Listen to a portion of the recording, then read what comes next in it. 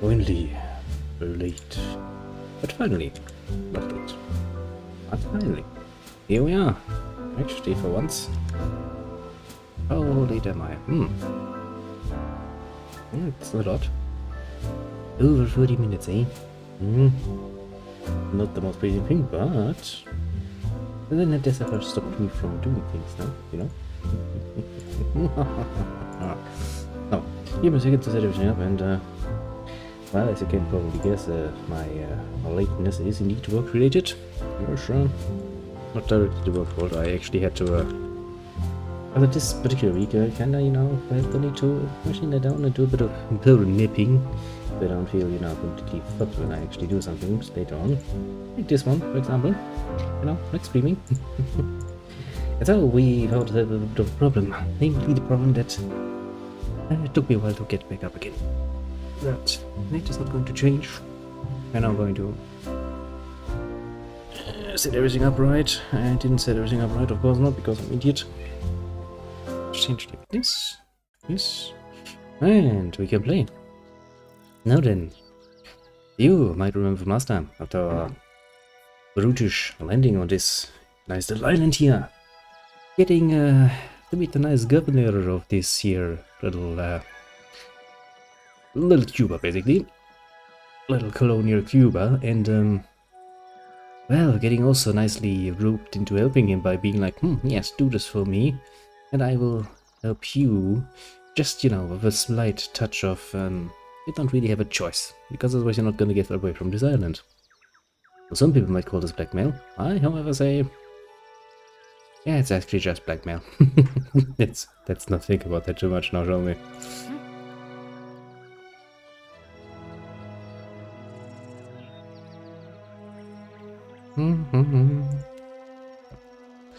No matter what, let us not think about this too deeply, and instead focus on what's coming next. Now, as you can see, we arrived at the ruins, or well, whatever it is, where the other business is going on, and we shall now find out what is actually going on here. As you can see, excuse me, there are some very familiar statues. We know those statues from Blood of Eternity 1. Last time this was basically what was left of people who had direct interaction with the soul-sucking machine. Yeah, sounds fun and engaging, doesn't it? Of course.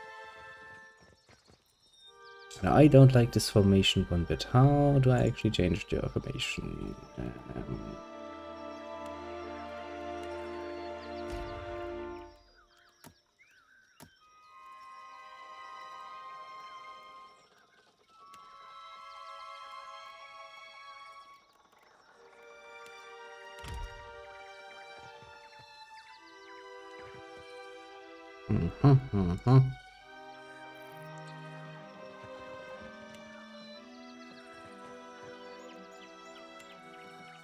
Doesn't really seem to have changed anything.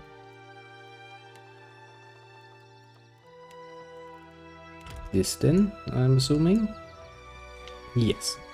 Because, you know, if he's going to be our main tank again, he shall be in front, of course.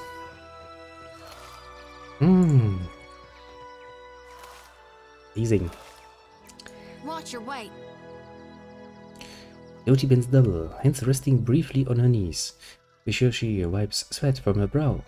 Beginning to catch her breath, she glances up at you with a bright smile. If you'll spare me a minute, I'd like to perform a last rite for these poorly departed souls. The ones I was just stealing from. Okay. She reaches for the lantern in her hip. Please, Watcher. Without my guidance, they might have a hard time finding the light. I'm a watcher, I can see souls, so there are no departed souls here. What do you mean? Just look at all these corpses. She waves her hand around, as if that explains everything. These people are also by us, huh? The corpses are just empty husk. These people are all sucked up by us, the corpses do not have souls, they're empty. That why they're so ashy? It's like, oh yes. Exactly, Isis causes a bivouac when he passes through. So it's not just symbolism in my dreams. I saw my god walking through storms, Didn't know he created them. Yeah, that's bad, bitch. While I do thank you for shielding my pride, Watcher, I figure it's better to be safe than sorry. So if you don't mind, I'll just do a call-in real quick. Fine. I'm Mighty allowed. kind of you. I know, I'm a kind person, aren't I? She grins happily, with 2 10 strides forward. She unsheathes her sickle and lantern, fluidly swinging each in a series of well-practiced movements. Chanting, whirling, weapon slicing the air, Shoti's voice lifts and falls in an invocation. Summons 2 and departed, lingering in the area. This here's a final call for all souls. They're not Last here. stop for the lost. Gather round now. I'll cut you loose and haul you into the light. They already took another train. Swinging the lantern faster and faster, Shoti plants her eyes wide and then just arms up high overhead. The lantern rattles in her grip, and the light from within flares blindingly bright. The silence of your held breath almost seems like a soul should sift up from within one of the corpses, quivering in the air before siphoning into the lantern's fading brilliance. But the Asian bodies are bereft of souls, so in the end, Shoti's light fades without acquiring anything. Well, no good. Well, I had to try. Petra smile ebbs from her face, leaving her expression as drab, somewhat smudged on the cheek. Why do you have mud? Have you been dancing in the mud? It's my honored duty to reap and shepherd departed souls during their journey to being reborn. With Aethys dead, me and the other reapers gotta gather as many souls as we can. Yeah, but that doesn't work without souls. We'll keep him safe until Gon returns to hell and can take him into his divine embrace. Okay, since this is going to annoy me as fuck, wrap the dirt from her cheek. A blush spreads out beneath your thumb. Shoti glances away, no longer able to meet your gaze. The lips curve into a pleased smile. I'm keeping lost souls. And here. He taps the metal frame of the lantern. And that's all I care to say for now. Let's go. Pronounced before setting off. Interesting, little Shoti. You're feeling okay. You're feeling okay, little Shoti. Swooping in, stealing some souls. Well, the good thing is, sorry, friend. I can't. you can and you will. At least we can steal some shit. And find out if there's anything up here, because I think I want to deal with this basically in layers. First the upper layer, then the lower layer. Why not? That's a mighty fine statue you've got there. A shame if somebody, you know, pushed it down, wouldn't it be? Okay, can't continue here. And I don't think there's really any reason for us to go down here yet. We can just go down here. Okay, let's look into the lower layer, the inner layer. Basically. Alright, the crafting menu is here now. I was kind of confused for a second, like, what the fuck, why is that? It's like, hey, your AI has different settings. Yes. Obviously. Hey, watch out. Sure. No, it's a deserted cat. I'm imagining many great and absolutely wrong things like, huh, yes, this cat truly looks like a desert. Like, yes, delectable, doesn't it? But no, of course not. It is deserted in the most saddening sense. Poor little kitty was abandoned. See, kitty, this is what happens to kitties who meow all the time, want to eat all the time, but don't want to pay their dues.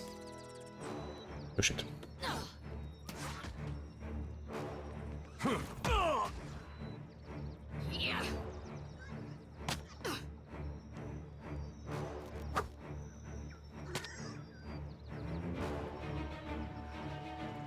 Empower that shit. Think you got the decency to die? You like that? Bam. I do like her. She's like, you like that? Bling. Hugs things with a strangely brutal little stick. Bam, bam. Yeah, you're already in defensive mode. I don't think we have much to worry here. Yeah, no, let's not waste time with that. Actually, where are yours? Ah, here are your spells. Interdiction. That wasn't half bad. The enemies are like, no, don't do it to us, please. Just smallish little creatures, we don't like it. If you interdict us. Let's do this. Book. Let's go. Oh, what is shit? I believe in you, Eder. Yes. I think we have this in the back. I mean, they're just worms, but still, you know. Even with tiny, they're still technically, practically speaking, almost the dragons. I mean, not completely, but you know. Really, really, really close, comparatively speaking. Which is why you should be careful. Ooh. Leave it to me. Boy, extreme danger outside. By order of the training hall is off limits. Ah, let me guess, there's a trap mechanism there. Whoever was in here left in the middle of drinking their tea. Well, they deserve a horrible death, honestly. Drinking tea? Barbaric. Whatever Odyssey did to that last batch is working. We're seeing much higher concentration of essence in the harvested Adra. And we wish he'd let the rest of us in on his methods. One of our Juana workers got the jolt of his life, betting one of the crates. And that's on top of the one that got blinded last week. Right. All that I see he has to say for himself is that they were careless. Don't please silence families out of my own pocket. This rate I'm going to be one lady who comes out of the soul and purse with less money than I started. Sounds bad. Ferris, take this coin out to the Buona village and see if you can round up another willing to do a week's digging for pay. Try the low case types first, the Roparu. They're used to hard work and they don't ask for more than their share. See. Okay, so first things first. That looks explodey. Sure. Won't work. I can steal from you, actually. If I can steal from the ones that actually don't have the markings on them, that means there are some more I can probably steal from. Yeah.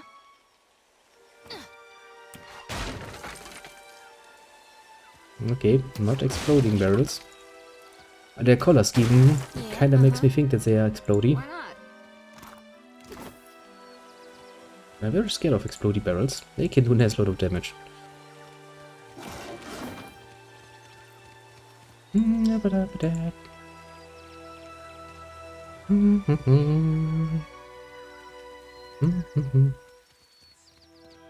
What can I do you for? I hear you. Apparently you can't shoot that from up here. That's saddening. You should totally be able to do so. Well, you know what it is with the being totally able to do something, and should be. Okay, so the highest one is the ancient training hall. That's the highest level we have access to. Warning, extreme danger. We don't care. We live for danger. And ruins. Ruins exploration, that's the basics of adventuring. Basically like your, you know, introductionary courses. Ah, a very pleasing one, mind you. A very pleasing one indeed.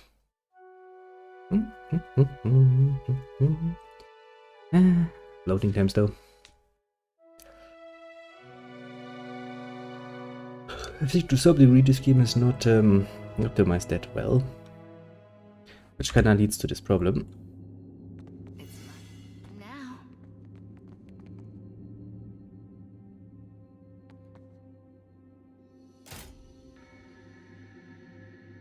We got trouble, folks.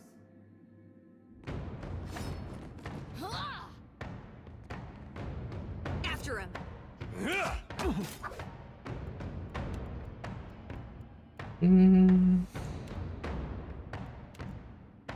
This ends here. No pen? Oh no! No, it's Lost my pen! Look at this.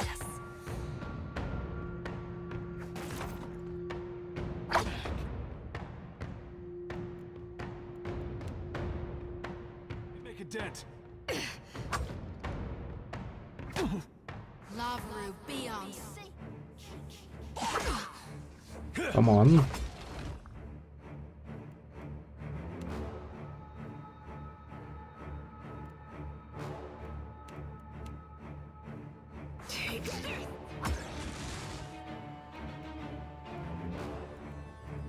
This truly doesn't go as well.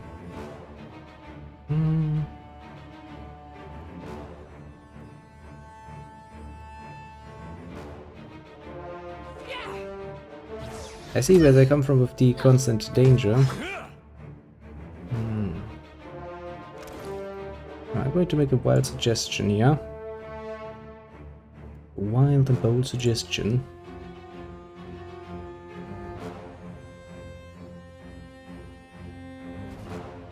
It's a one-handed weapon, isn't it? Okay, could you please just pick that up and use it? Cannot be changed in combat. Are you kidding me?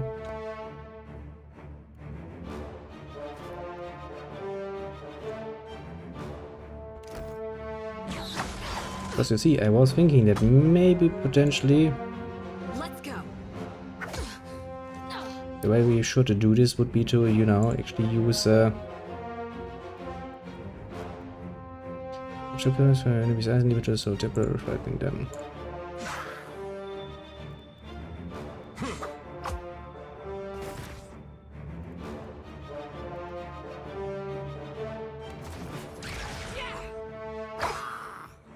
Come on, beat them. Need something stronger. Yeah, I think this combat is going to end up horrible because the enemies are constantly regenerating and we do literally no damage. Or rather, let's say not enough damage. You like that? Quick.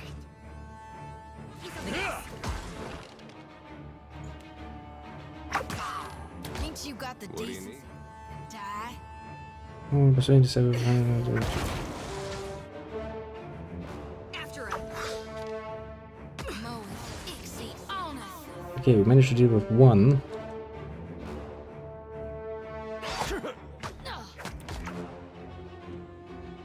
Can just deal with the other one. Chances are getting better.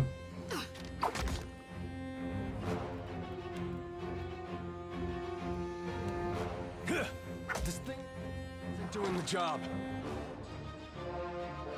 Come on, heal yourself. Let's go. Yeah. Okay, we are now doing some damage. A warrior in special stance, so you can try to get maximum impact with crossbow. Hits interrupts targets. Okay, let's do this. Immune and interrupt. Yes, we're finally doing some damage. Weapon ineffective, yeah. If I had known I would be fighting fucking asshole-ish fucking skeleton boys, I'd equipped some things. Increasing the accuracy. The battle is increasing the strike and disengagement defense. Increasing the armor rating. Nah. At least she has this fun, you know, she's like, whoa!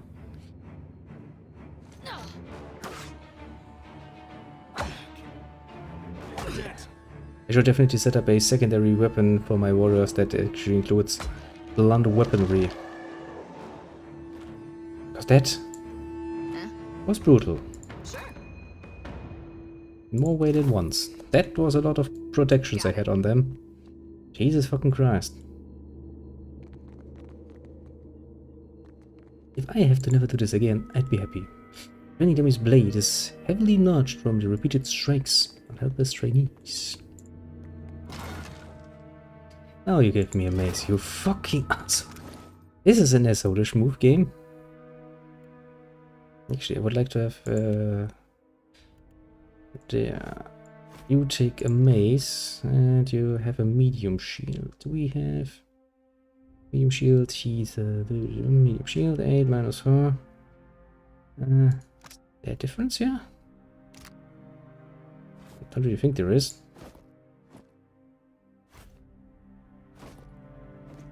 But I mean, it looks nicer. I, on the other hand, notes use a small shield. I do have a big greatsword. I could actually use that, but in combat I do somewhat prefer to be, you know, on the safe side. Default to the thunder trap. No problem. Well,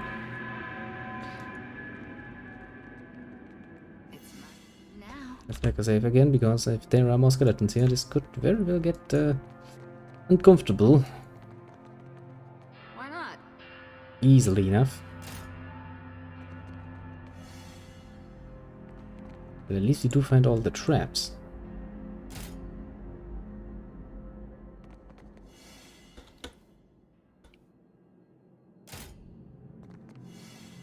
Sadly, we kinda suck at disarming them. We don't have any actual thief character with us, which is not helping with that particular project. Sadly enough. Then again, you know, might be a bit of XP that we are losing out on right now, but yeah. What do you need? Yeah. Now that was the upper layer. I do like it. It's looking nice. Okay, that leads to here again. Oh, let's steal a few more stuff from the dead corpses. I do like that some of the basic ideas from the original game are just still around, like, you know, the soul sucked out corpses, basically. Once we just take stuff from. Fun engaging. Fun and engaging indeed. I see stuff. I like stuff. Could be a fight. Would be. It's gonna be a fight.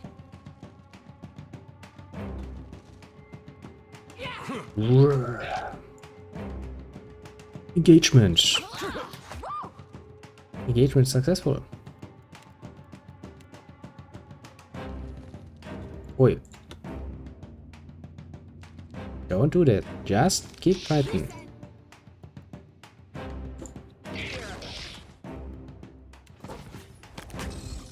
Interesting thing is, I get it, yes, I get it, of course. That effect actually works against the undead, but not against the normal dead. I see now, game.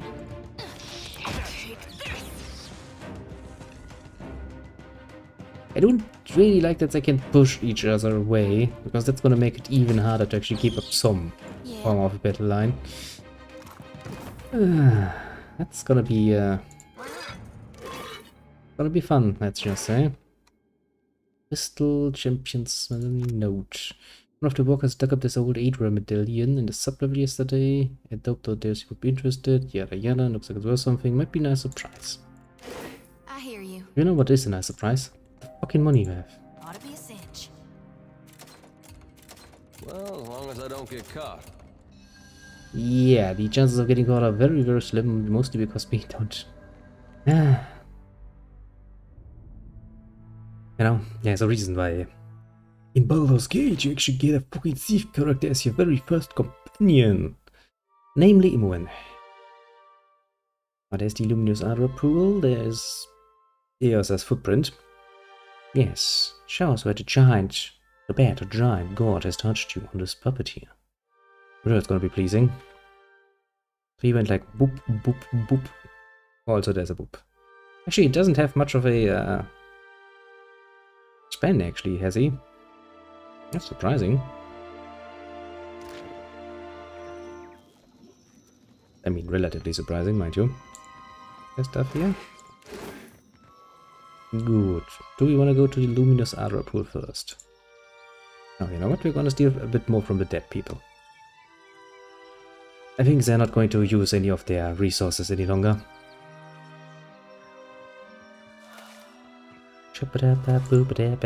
Stealing all this. Ruins. Ruins indeed never change. It's such a true saying, isn't it?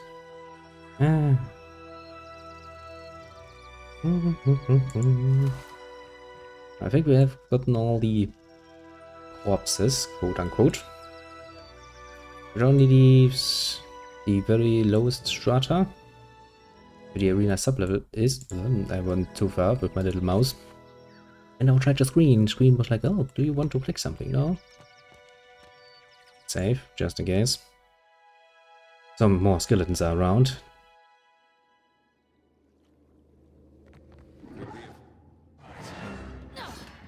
Let's go. Oh, so there's some brine imps. Okay, so while you are evil creatures, you're not taking damage from this. Would you please not just attack it?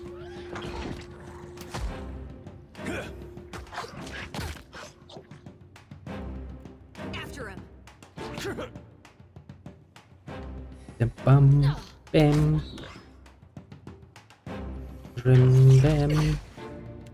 Let's do this.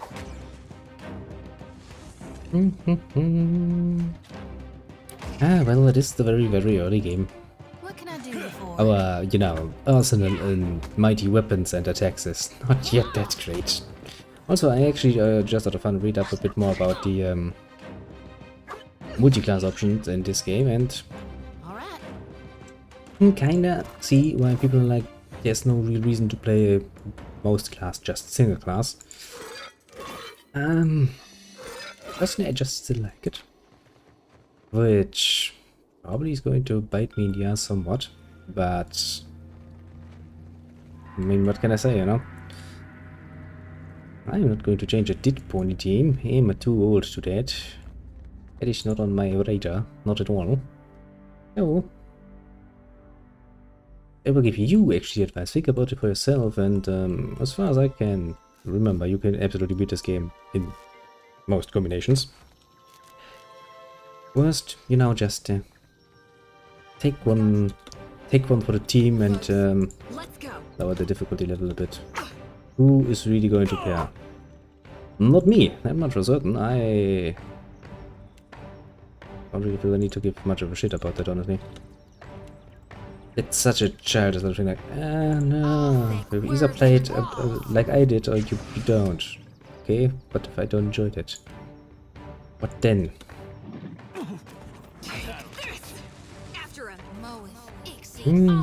Yes, yes, Olaf, owned them. And showed he. I don't know why you two have decided to attack the same enemy.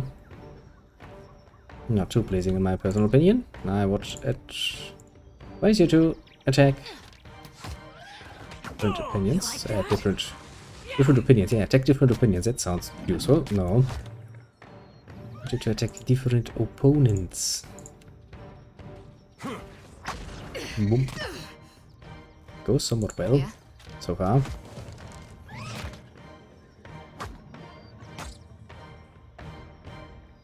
Did you just get an inspiration from me murdering your friend? It's like, yes, I understand now. I will die, won't I? And you'll be like, yes, you will. Don't worry about it, worm.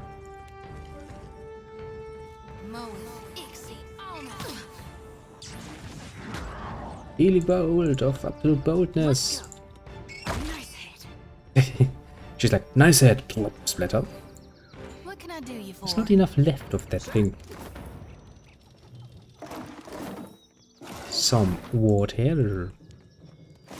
I do think that there are some things you can actually consume that will give you a very assorted bonus.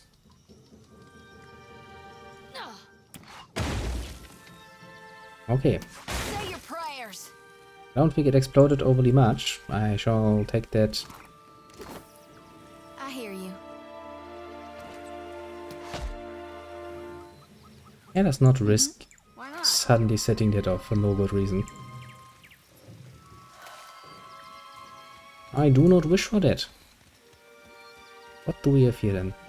The generator occasionally vibrates wildly, and you can faintly hear the sound of metal grinding on metal from somewhere inside machinery. Okay, that sounds horrible. Like electricity. Several men and women appear to be locked inside a cage of some kind. They are little more than silhouettes behind the glass, pointing and gesturing excitedly. You out there? Are the beasts gone? One woman comes up to the door, hands pressed against the glass. Well, I did take care of the creatures. The woman turns away to have muffled exchange with the others. Then she pulls at something by the door and you hear a rattling clank. Well, I got them to come out very easily. But they're trusting group, aren't they? It's stupid. Perfecto. We are saved. It is a very smiley man. He's like, yes.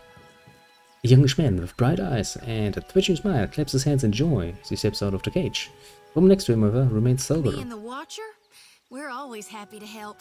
And little Shouty streams at you, eyes filled with pride. Governor Clario must have sent you to rescue us, no? No. But you do not look like one of his guards.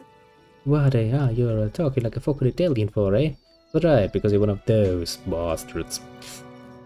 She rises onto the balls of her feet, peers behind you, searching for someone else. She looks to be only midway into her 30s. Now the serious set of her mouth makes her seem older. You're carving past for a job. Tall, glowing bit of water. Maybe you've seen him. Actually, Clario sent me to find Oderisi or his notes. Now the woman hawks an impressive cup of phlegm onto the ground and kicks a clump of dirt over it. I told you the governor does not care about Yeah, of course he wouldn't. He cares about his This is money. all about profit. For him, the rest of the Valiant. Republics. Colossus! You silence the ears with a sharp look. She turns back to you with resigned breath. Really command for You are silence. here, Papa, and that is what matters. So, where is my goal? Where's Oderisi? Again, we just look at one He another. is still in the ruins, we think. Good. She grimaces, her gaze starting to her toes. But you're having a bit of a foot fetish? I mean, it's rare that people would actually get off on their own stuff, but who am I to judge? What happened? We were taking measurements of the luminous Adra Huh? when something strange began happening. As in? Fascinating. The pillar started to dim. The ground shook, and our instruments showed unusual variation. Yeah, that was probably the giant fucking god watching by and stealing all the souls again. That's when those of us with a grain of sense got into the cage. She glares at the excitable young man, but he doesn't seem to notice. The cage. Something we made to protect ourselves from surges in the luminous Adra. Those have not been a problem, but I am grateful today for unnecessary precautions. Yeah, you know, if you can't take a precaution, you probably should. The Colossus, Yeah. some kind of construct made from luminous Adra. It passed through the arena toward the pillar. Moments later, then? the pillar went dark, Okay. and all of our colleagues outside the cage froze, Wait. like they turned to ash. They did, quite literally.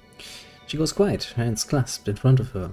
The young man leans forward, his eyes wide with a perverse kind of excitement. Yes, Ashen. That is when the panthers and worms showed up. Started going through the tents. It was awful, but Engfirth.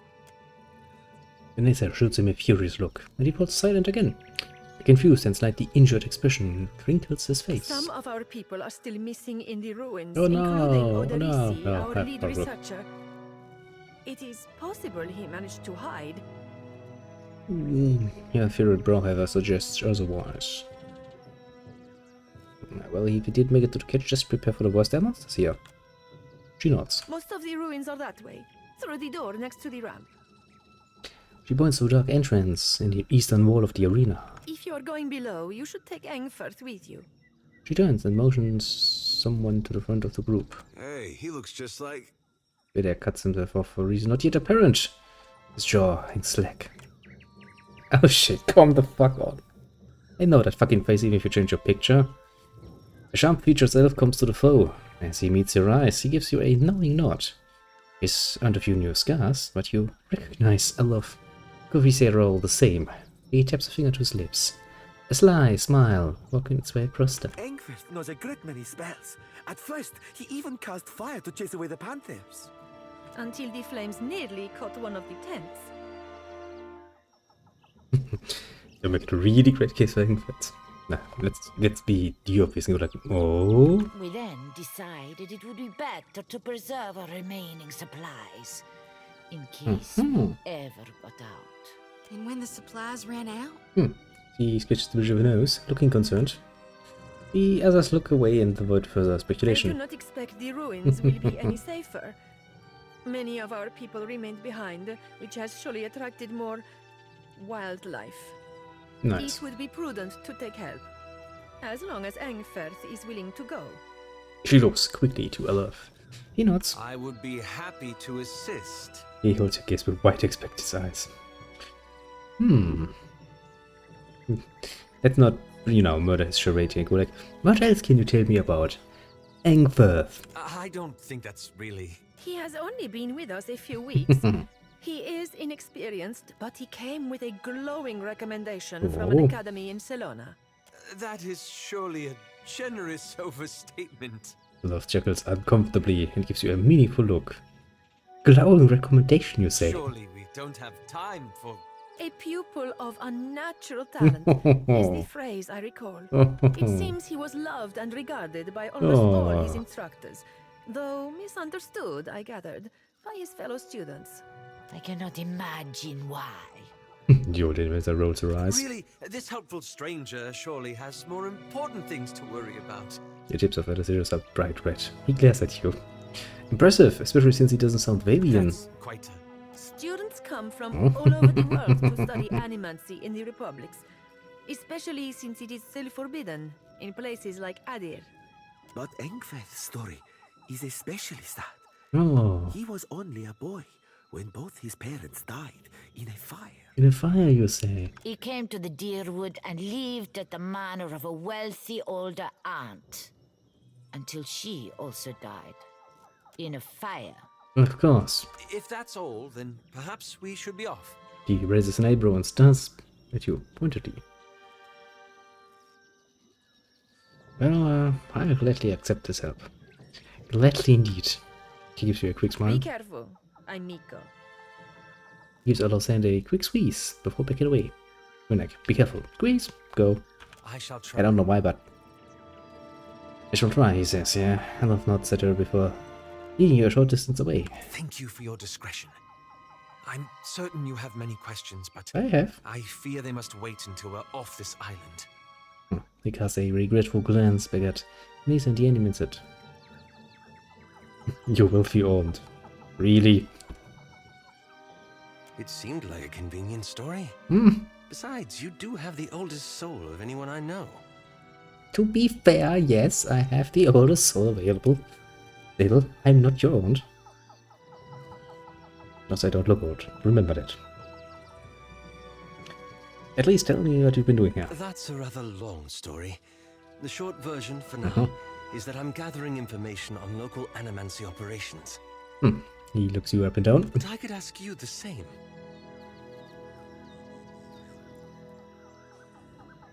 Well, yes, I kinda destroyed my keep, killed most of my people there and nearly killed me. You'll answer for it. Oh, there's never a dull moment with you. Yeah, because I choose to be such an awesome asshole. We can speak more freely once we're away from Port Mage. For now, let us find Odorisi. You shall be. I mean, I could make him into a spellblade so he would be a wizard rook. But no. We met him as a wizard. He shall stay a fucking wizard. Because otherwise I How may I help? actually get fucking annoyed. I know myself. And I know myself well enough that I can actually make that prognosis very, very easily. Okay.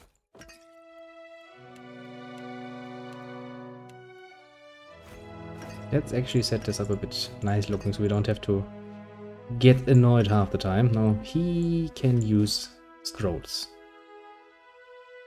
Which means he can use all the scrolls? Yes, he can probably do that. A fine hatchet, you say? Can I order this in a particular way? This is probably money. Okay, let's order by money. A fine spear, which is one-handed, and the fine hatchet. And both of those are weapons that are not really for an, you know, a mage. I do like the new character model somewhat, and on the other hand, I don't. Fascinating, really, if I think about it. Okay, if we start with this equipment, we should probably start down here. Wife these necklace, intellect, history, and insight. That sounds like my little missus here. Neck. Additional defects. Darkest before dawn. 1% probability activates when near death. Grants darkest before dawn. Grants heal over time and reduces incoming damage when the barrier is near death. For example, my...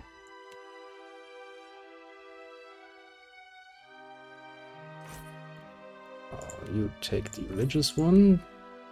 Then we have the... oh, for accuracy. Accuracy is always good. And PS armor rating and slash reduction. Reinforced and dense. Nice. And then we have those cloaks, but those look ugly as hell, so let's not actually wear those. Well, armor-wise... I don't think I have anything better than what I already wear. I could change to mail, I guess.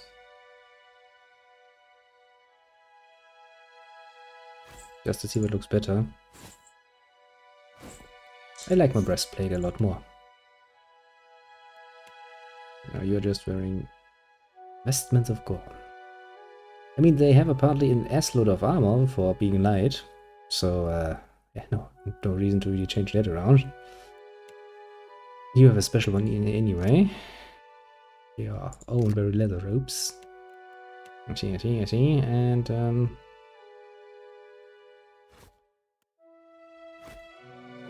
I'm not going to use a fine hatchet. Diddle-dum. That is going to use a fine spear, because it's a one-handed weapon. Spear and shield, actually a pretty solid combination, all things considered. We can also use a giant shield. You know what? Use two of them. Now we have that set up. You have your crossbow equipped and your other weapon. And Olaf has a rapier and the Keybreaker scepter. Think it suits me? Yes, little Jody, it shoots you well. Okay, why not we actually make it like this then? Indeed. Yes?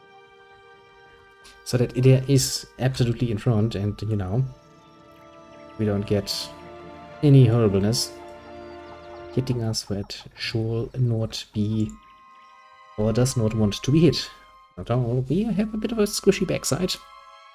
No reason to let the enemy get involved with that. That sounds like a horrible idea.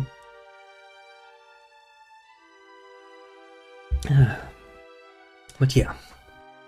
Actually interesting. Rarely does it happen that I feel actually... yeah. So bloody tired that I don't feel like I can actually reasonably do much. You'll need for a bit of a power nap. I'm actually happy that I did this, because now I can actually enjoy this a lot more than if I hadn't. And let all champions pay homage to Ixandros, for within him there would be no glory. Copper Bowl has tarnished to a dull blue-green. Raymond dust coat the surface in a thin film. Examine the bowl. Bottom of the bowl is a shallow circular depression. You recognize the offering bowl, an artifact found in many Ingrifian ruins. Would have been intended to use only by Ingrifians who held high rank, but made some great achievement. In an arena such as this, a champion might fulfill that role.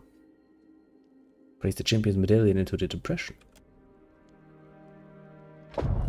Nice.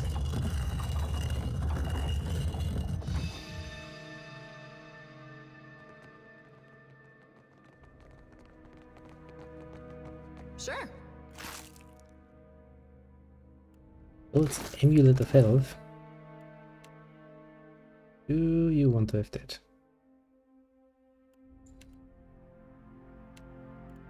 I mean, I kind of want to give it to you. Give the one... Religion and Stealth.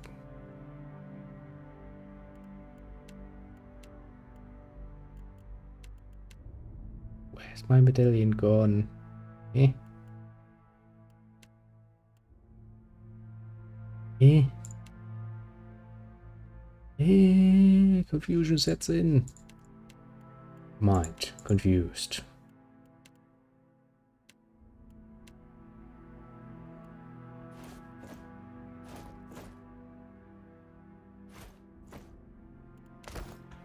Very confused.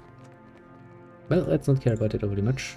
Here rests Ixandros, most virtuous architect. Well...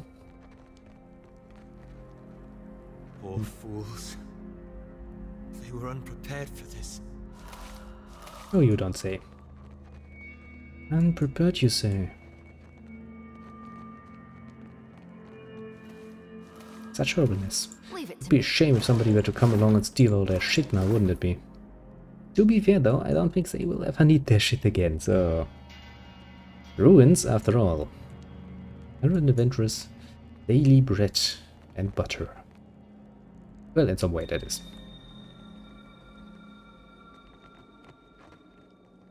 I see a willow wisp. after him.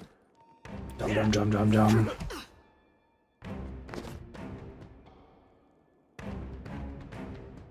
Are you actually casting spells? You are casting spells. Oh, I can actually retarget that. That's cool. No rush. But if you have... Actually, let's flank that. Let's flank that thing.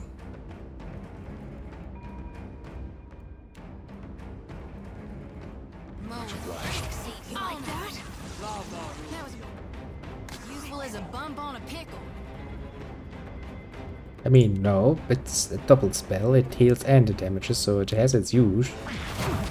You're just not seeing it in the GOT. I don't feel so good. Like, no, I've taken a scratch. My nail is broken or something. Whatever shall we do from now on?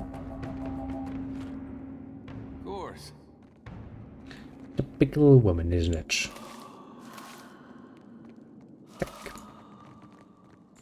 The walls here have collapsed inward, barring any further progress. This is not nice. I do like my progress. I do like it. Menagerie. Another willows. I just wonder, Lord, why should we do any horrible overkill on it? I mean, to be fair. We got trouble, folks. Like doom, doom, doom, doom, doom, doom.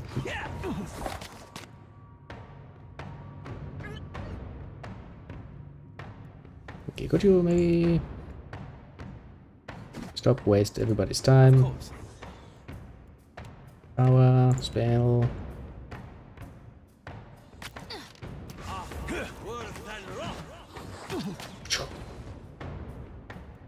That wasn't nearly as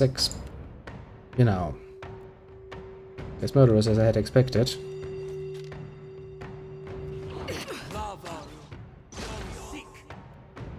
Okay, well, I bet your damage is kind of lacking.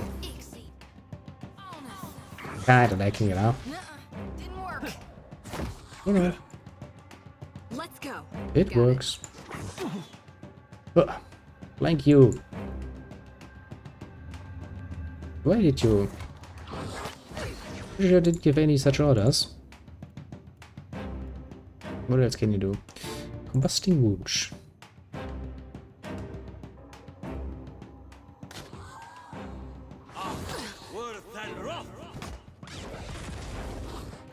Doesn't work apparently on those. Oh? I think they have changed the magic system somewhat. I will have to get used to that again. That's going to take me a while though. I'll admit that much.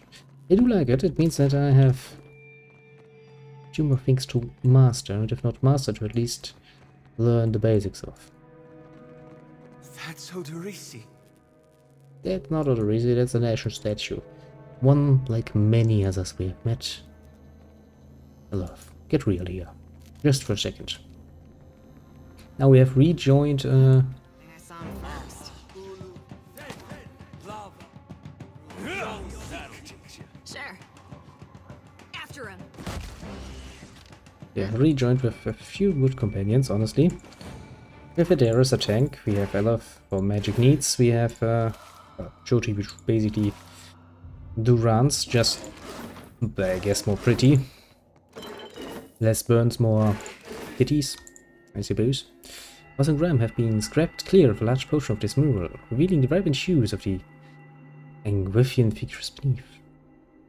The Road Reckless defeated 7 beasts barehanded. I mean, he was called the Reckless. I guess he was reckless. Oh, before we go and look for the luminous outer pillar, let's see what the rest of the building has to offer to us. Maybe a few more pieces of gold or equipment. Who knows? There could be everything down here. Almost everything, to be fair. Well, can I see how the wind is blowing at this point? No problem. Let's go.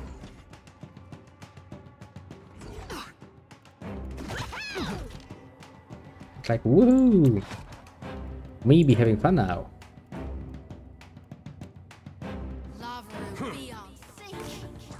Wing, wing, wing, wing, wing, wing. Yes, brutal murder. Works like a charm all the time. I don't really know why he uses the fucking spell all the time, the protection spell. It's kind of annoying. I mean, I'm not saying he can't, it's just kind of useless if you're not getting attacked. It means you're wasting time. Guess I could play around with his AI settings a bit. Let's go. How may I help? Who's that aggressive? By list order. Combat behavior. I mean, he is already on aggressive. Sure. I guess that's just the automatic system the game considers good, which normal for wizard. Somewhat, yes, actually it is, but usually, I mean, they really don't have the long lasting system that D&D has. So I guess combat protection spells are pretty much all you have available. And I see that. Doesn't mean I have to like it though.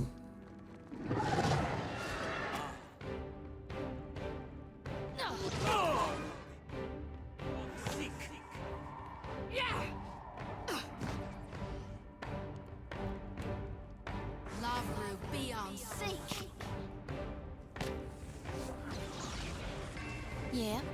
Yes. If I let that actually go through, the spell happens, but no damage whatsoever gets exchanged because the enemy has technically died.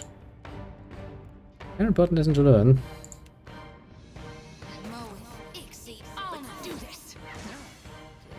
I shall deal with this one. That's it. The actions indeed.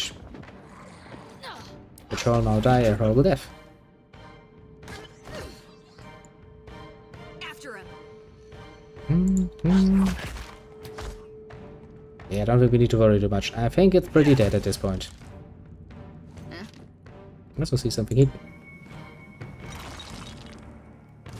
Blood moss. Wasn't sure about the constructs at first.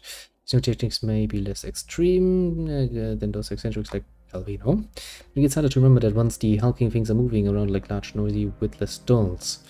The constructs require daily maintenance and they make the workers uncomfortable. Still, they've been an effective deterrent to the local wildlife, and I have to admit I've started to feel safer with one of them standing nearby while I work.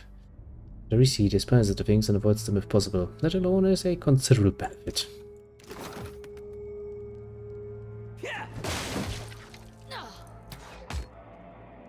Sure.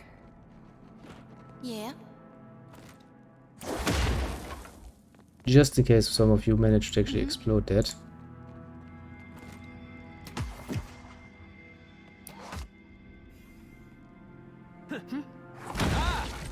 What can I do you for? Huh?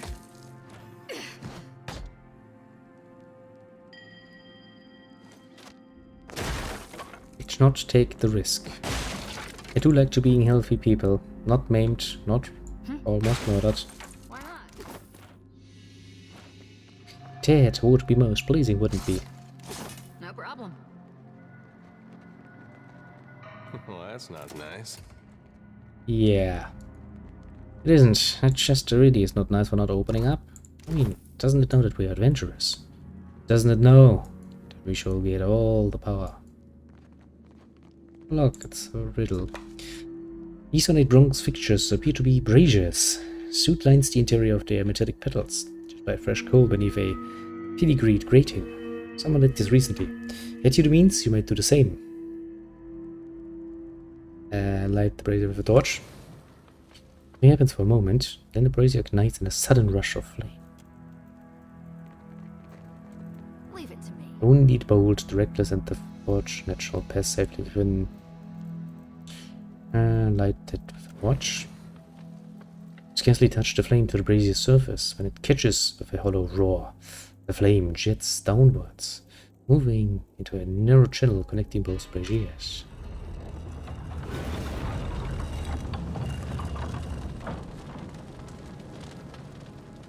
Well, after you.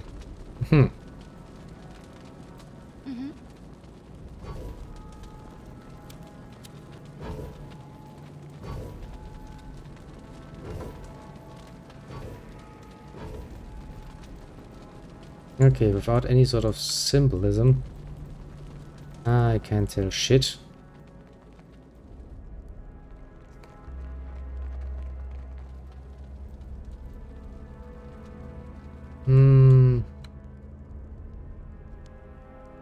Loved sister. Boat-hearted ever master of the blade. Possibly removed legs. All that remains in this inscription is rocket fortunate. The stone around its. Okay, you're the fortunate. Yes, of course.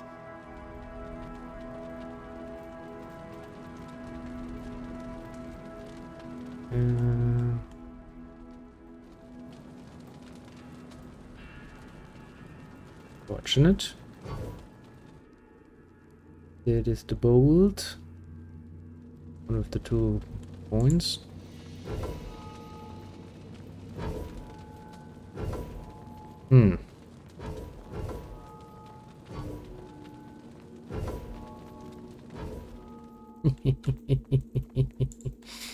Yes.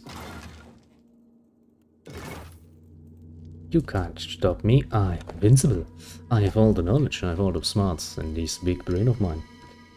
Well, to be fair, this is the sort of riddle level that easy enough solvable. And it does feel like a riddle you might actually encounter in an adventure like this. Which I do like. It's not too gamey, basically.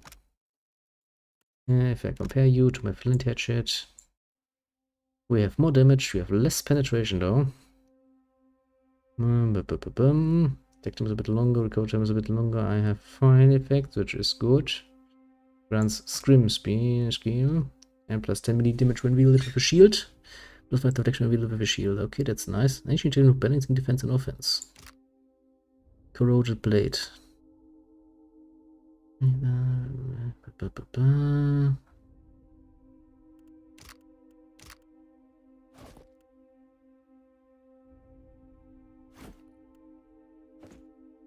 I mean, still, you know, it's a fucking nice weapon. I'll take it. Okay, and we can use the half-sword technique if we wish to. This one goes pretty damn well with my shield. Might actually want to give that to Eder though. Because, yeah,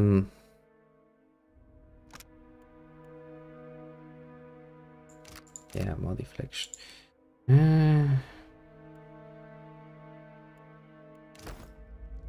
But you know, I'm the fucking main character. I am the fucking main character here. I get the looty bits first. Everybody else comes second. Nah, there's nothing here, so guess it's time to plunder the body of the man we're looking for. See what he has on him, if anything, and if there's any use to it. Destructive challenge channels access energy through the scepter, hurts the wide area of each deck, but increases damage dealt.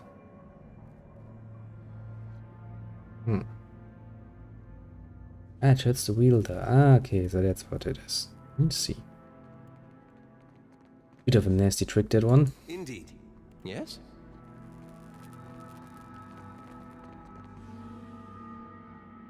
Frozen mid-stride. This grim figure, turned toward the colossal pillar of Adra, dominates the chamber. The Asian corpse outstretched hand rests upon the crystal's dull surface. Clutched tightly in the remnants of a fist is a bundle of papers. bound together by a leather cord. Several more pages are scattered on the ground at your feet. This one's ashen. Means he ain't got no soul for me to tend to, right? You learn quickly, little shorty. As you pull the papers free, the ashen fingers gripping them slough away, disintegrating into a fine plume of dust. Standing here by the lone figure, you are stuck with a feeling of dread. The air around you, the very motes of ash and dust, all of it stagnant and still. The feeling grows worse when you look up at the Adra. It sends no energy flowing into its surface. It is as though it has been disconnected from the wheel.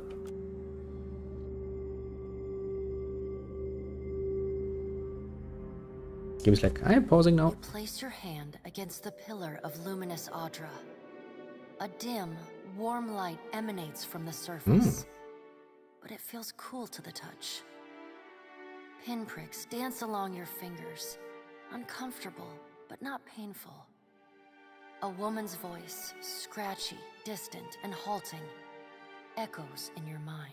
Oh my, whoever could that be? Find your soul in him.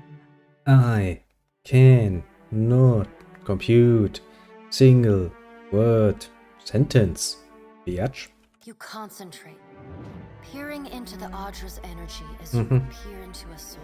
Like, oh, yes. Its inner light is blinding, but as you become accustomed to it, you perceive the core of the Audra itself, a churning mass of millions of soul fragments. With a jolt, the energy reaches out to you. Well, so not only did I become aware of them, they became aware of me. Being within ruined fragments around you, breaking into incoherent shapes and dissolving to dust, falling into an infinite well of dark gray vapor. Well, and in between Even again, the eh? ground For itself fuck's sake. disintegrates into nothingness. All that remains is the murky expanse of the in-between. Ah, The yes, here Audra again. pillar, and a skein of golden threads rooted in the pillar that extend far off into the distance. You focus on the threads. You catch glimpses of memories, your memories, Nice. mingled among the memories of thousands of other captive souls. The filaments begin to cohere, rapidly twining into a golden cord. With a muffled crack, the cord ripples outward in a violent wave toward the endless distance. We can all imagine where that one The leads. cord undulates over a space so vast that you lose sight of the wave before it finds its end. Then, a heavy creaking, like the sound of mountains shearing under their own weight, washes through the dull gloom of the in-between. Now we're getting pulled along. A violent Great. force yanks you along the cord at an incredible speed. The murk of the in-between warps erratically, as though you are observing it through an ill-ground lens. That sounds like a horribly comfortable way of Just transportation. as quickly as you were pulled forward, you stop.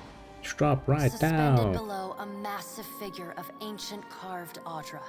Oh boy. Like all Audra, it glimmers with energy, but the souls and memories within it are not flowing down.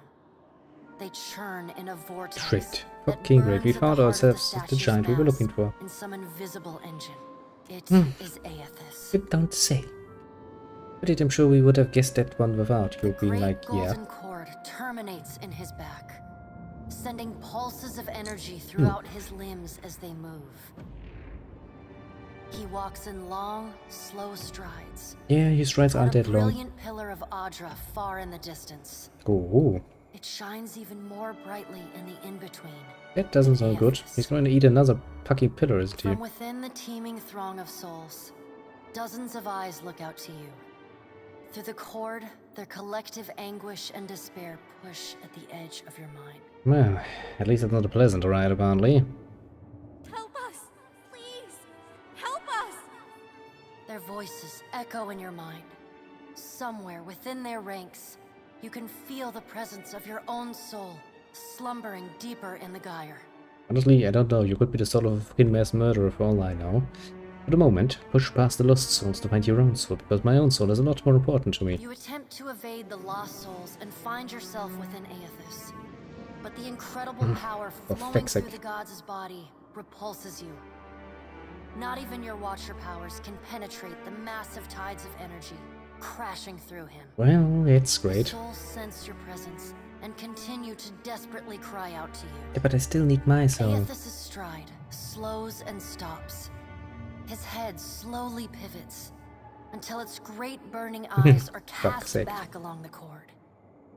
As his gaze meets yours, you feel an overwhelming rush of incredible joy. He's like, hey, I see you there. Could you stop following and try to steal stuff back from me? You have sensed similar anguish in lost souls, but never with this intensity. Well, at least now I can fucking flick paint the finger or something. You go like, hey, asshole. It takes great bravery to venture through the in-between. Yeah, I wasn't planning on that, man. For a watcher. A swell of admiration radiates out from the god's heart. You're not a god. We know there are no gods. So intense that it momentarily overwhelms you. You do not need to follow me, for their sake or your own. Something beautiful is coming. Yeah, I don't trust you with that, honestly. Save us all. Sure. So bright that even the souls within him flinch from the source, cowering in fear. Through the glare, you see Aethys's massive arm reach up to grasp the golden cord. The tether carrying energy from the Adra pillar to him that also suspends your consciousness. Come on, don't fucking do it. Just give me at least my soul back. I still have need of it. You don't. Do not be afraid, Watcher. Dawn will come for us all in You have so many souls. You can totally give me back my soul. You don't need it. Aethys yanks on the golden cord, pulling it from his Oh, back. for fuck's sake. The cord tears into filaments that blacken and dissolve to dust. Great. Without pause, he turns to resume his stride toward the distant pillar of Adra, shining on the boundless horizon. And we're back. You hear the souls within him We're getting slurped cry back. out for just a moment, Gone. before your consciousness is snapped away from them. One little slurp from the other pillar and we're going like blip. We're back again. The in-between goes dark. For a second, you feel a mix of nausea and a sensation like spinning and falling. Then the moment ends. Your consciousness has returned to Nice. the Angwithan arena. The At world least we is haven't sideways, died. The Adra pillar upside down. You flinch at the feeling that you're standing on the ceiling. The disorientation overwhelms you and you collapse to your knees. Ooh, I'm standing next on to the luminous ceiling. I'm Adra going to pillar. throw up now. Previously dim and flickering, the pillar now glows with a strong and steady light. You touch the Adra again, but the chill and prickling sensations you felt before are gone, That's interesting. replaced with a comforting warmth. Does that mean now Like the the embers of a fire Adra that has just working like lost it's its flame. supposed to be again? You know, like taking on souls and, you know, putting them down into the world, basically. It's your return to the world. You feel your hand on your back. You alright? Come on, we just got you back. Yeah. Honestly, I'm not Well, sure. if you're not sure, now I'm worried. I've seen you commune with souls of the dead, but this looked altogether different. What happened? Totally, as soon as you saw me. Not so tough now, I see. Yeah. Go like, Yeah, I just met Eos as the giant, and as soon as you saw me coming here, you know, your child ran. Obviously. I mean, look at me. Yeah. Well, I saw Eos. Maybe he saw me. Well, he... Really? I knew it. I mean, that's great, Watcher. No, it's not. Ain't it? Judy can barely contain herself. Knocked me up and down, and she stumbles over her What words. did Gon say? Is he gonna meet us? What do we do next? He charged you with a divine calling, didn't he? Just like he's done for me. What is that? Beautiful. Love, tenses fingers and smiles. Guess this is why I'm the captain. He's moving toward Luminous Adra. After Luminous Adra, you're gonna stop him before he gets there. Saw some Luminous Adra in the past, but he told me not to follow. And something beautiful is coming. Yeah, I forgot tells you like that. Just really no fucking reason to fucking believe that. He was headed toward another pillar of Luminous Adra, though. How hard can it be to find in a chain of thousands of islands? Just minor difficulties. I wonder what he's after, and why he's been giving me these dreams. The things I've seen, they leave a mark on your soul. She rubs her arms, despite the balmy air. I may not know what Gon's got planned for me, but clearly he wanted me to meet you. But apparently. Let's steal from him. don't even get anything. Oh, come on. I destroyed the man's last remains for that. Yeah? Hey, look who it is. Yes, who else were you expecting? Your mother? Hoo-wee. About time we took a breather. My feet are blistered something fierce. You know, Shooty, you should not talk that much. Put your feet on the internet. I heard that is a very strange subject nowadays. Hands raised on her knees for support. She leans forward and sucks in a breath of fresh air. Eyes never leave your face. A rosy flush slowly brightens her cheeks. She beams a wide, brash grin. Tell me what's on your mind? So, how is WWE worship of gone most of the nails as? My folks. You might say they're not your typical Aethasians. Sure, they cling to the light more than the darkness. Yes, there's every bloody human that has ever encountered an actual dark night. Which is true, you know. You never understand just how fucking dark it really gets. Until you're sitting in some bloody forest, in the middle of nowhere with no source of light, and alone. You're sitting there like, fuck. I'm panicking now. But the war, it touched my family. And it changed them. Killed some.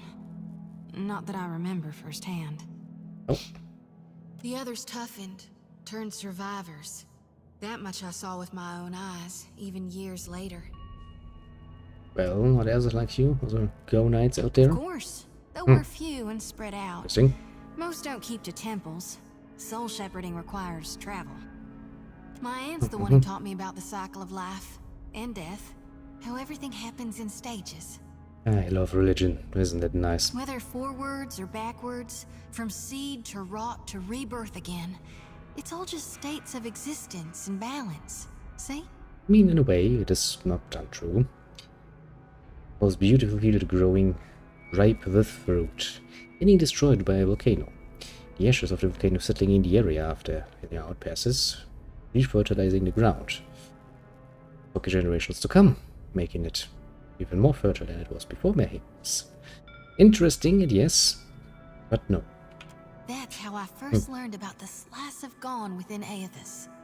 Well, Figurin's big, which means she's probably happy with what she's saying, as is every religious nut between them when you ask them about their beliefs. After that, I read all the doctrines of gone. Anything and everything I could get my hands on. Okay, then tell me much, The such 12 as... books of Nearwith, Okay. plus the epistles from the minor prophets. A lot of them aren't a part of today's canonization, but that doesn't mean they're wrong. Yeah, religion tends to be getting a bit splintered over time, and people need to, you know, kind of only size a bit, but otherwise you have a giant mess. It's tradition for the youngest born to take up the priesthood of Aethys. Well, I did it in my own way. Well. No need to fiddle-foot around. I'm listening. Well, then, how are you feeling? Have you suffered any recent nightmares? They're there in my head when I sleep. That's how nightmares usually work, yes. If you don't have a head, you're not gonna have nightmares anymore. If you don't sleep, neither. And sometimes I can taste them on the back of my tongue like a smear of grit.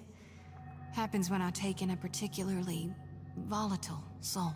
So basically, having found a new definition of sleep paralysis demon, eh? That's interesting. So, what are you going to do? Go madder than I already am? I don't rightly know. Bitch, please, we're playing a fucking Watcher. We've gone through some horrible nonsense in the first part. Getting mad is basically what we are very much experienced with. It's not like I can turn my back on my duty to my god, even if it kills me. You know, you could actually, if you wanted to. You need me, I'll be 2 whoops and a holler away. I'd imagine so. Yes? And then let's speak with Let him. us speak again once we've left Port Marge. Okay, well, I know maybe that the elves and Knifeys in general are not the most clever of species. I was never much a fan of the Knifehead populace, and as such I am willing to forgive your shortcomings. But this is not Port Marge. At fucking all. This is a fucking ruin. We're far outside of earshot of everyone that is not a companion of ours. I'm pretty sure this is a very good place actually to talk. You know, there are many modes here that will probably not echo your secrets to anyone, because the people who live there are dead. For quite a long while at this point. But no. It's just another bit of proving that, you know, the knife-eared populace is special as always. Ever since Tolkien, they were special. Oh, so many great ways. Oh, look, the souls have returned. That's good. The souls moved past you. Some turned their heads in your direction. Most of them fixated below you, on the other pillar beneath your feet. A few nod their heads in thanks or raise a hand to acknowledge your presence. What do you see that I can't, Watcher? Souls, dozens of them, maybe hundreds. They're going to the other pillar. Wouldn't have just saved total souls by re-illuminating the other pillar. All of them? Really? She strokes the cage of her lantern, appearing lost in thought. A small group of souls has started to cluster around you. One of them is standing a bit closer than the others and gestures for your attention. Watcher, we'd like to come with you. Why don't you just go to the other pillar? I mean, they're one of my sailors. We would, and we appreciate that you showed us the way, but what if the Adra goes dark again before we reach the beyond? I see. The souls shrivel anxiously and look to each other, then back at you. I mean, very well, follow me. Can I harvest the souls now? Sure, of course. Thank you for aiding my mission, Watcher. I just knew you'd help me if I followed you. They quite literally don't care enough about some random stranger's soul to, care about it. Shoti glides her hands in a series of motions that resemble a martial art on intricate dance. As she glides a circle around the area, she begins swinging her lantern faster and farther from her body, till an ephemeral light flashes from inside. The lures answered, and several souls change course, drifting past the lantern's cage to disappear. Thank you, Watcher. Yeah, no problem.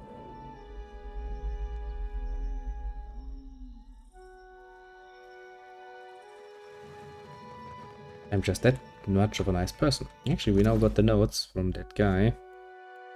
Can I actually read those?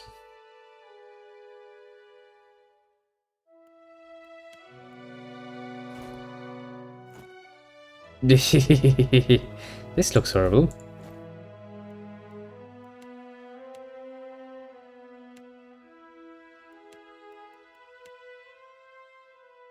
Ah, there it is. I've wondered where you went. You went into a personal inventory.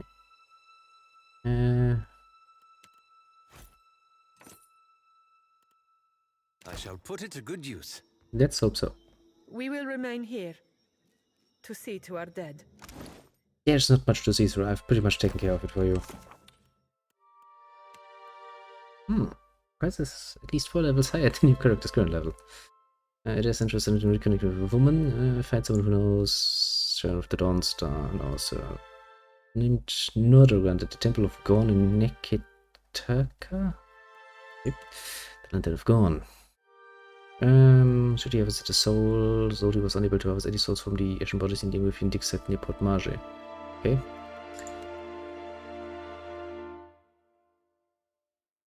Do not remove body direction. Yeah, I mean, I guess we can only really go back and give him a report about the happenings. And look, yes, here and look. Horribleness has happened, but all is well. Now, I still think this, but even just looking around, this really is quite a bit of a change compared to Pillars of Eternity 1. Even from the whole tone, I think. Pillars of Eternity 1 had a lot of grey and dark tones, because, well, that was portraying it as such. And this one is a lot more vibrant all around. I kind of like it. I kind of also like the original Pillars of Eternity style, but, you know, all in due time. I'm sure we're going to see even more obvious differences. Which is, of course, good, because that means we get to enjoy a very different world. In a way. Is there anything else on this island? I mean, that's where my ship is stranded, and that's where the port is, and I guess we can only really go there. I do like it though this year, like actually get some latitudes and stuff like that. That's cool. I mean, it's a fucking minor detail when you think about it, but it does add to the experience, doesn't it? Yeah, I don't think there's any reason to go to Southern Sea and go like, hey, no, I'm Bray. Let's go to Port Marais Harbor and go to Governor Clario's estate. I guess after that we're going to do a second turn around Port Marais and see if we can find any more shite quests to do. Honestly, I always find that quite a bit of the enjoyment of RPGs does come from the traveling around, finding stuff, doing stuff. You know. Yeah?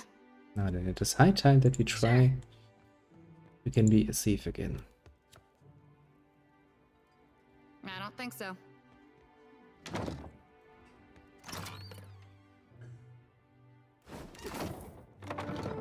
I think I can. I think I actually can. Everywhere where there isn't a person, I can steal as I please. Enjoyable.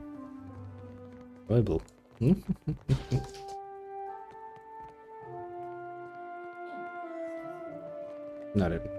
What can I do for you? Leave. Before I talk to you. No, it's acquired from his corpse. They elude mechanical and chemical process used to treat Adra while it's refined into powder. Knows what doctors be of interest. To him. Yes? Something you need? Can you tell me about Magie? It may not have the grandeur of Ostia or Enchense, but I am proud of what we have created here. We've established strong supply lines, and our research rivals any performed in the Republics on better days. Yes, sure. So what about Tijuana? They keep to themselves for the most part. We have little reason to interfere, and any Huana willing to work are paid for it. Nice. We get a few of those. Perhaps village life is too simple for them. They say things are very different under Queen Onekaza II. She has unified many of the Huana under her banner. I'm learning new names and new probably important names at this one. Ikawa is one of the last holdouts. It works fine for our purposes. She is easier to negotiate with.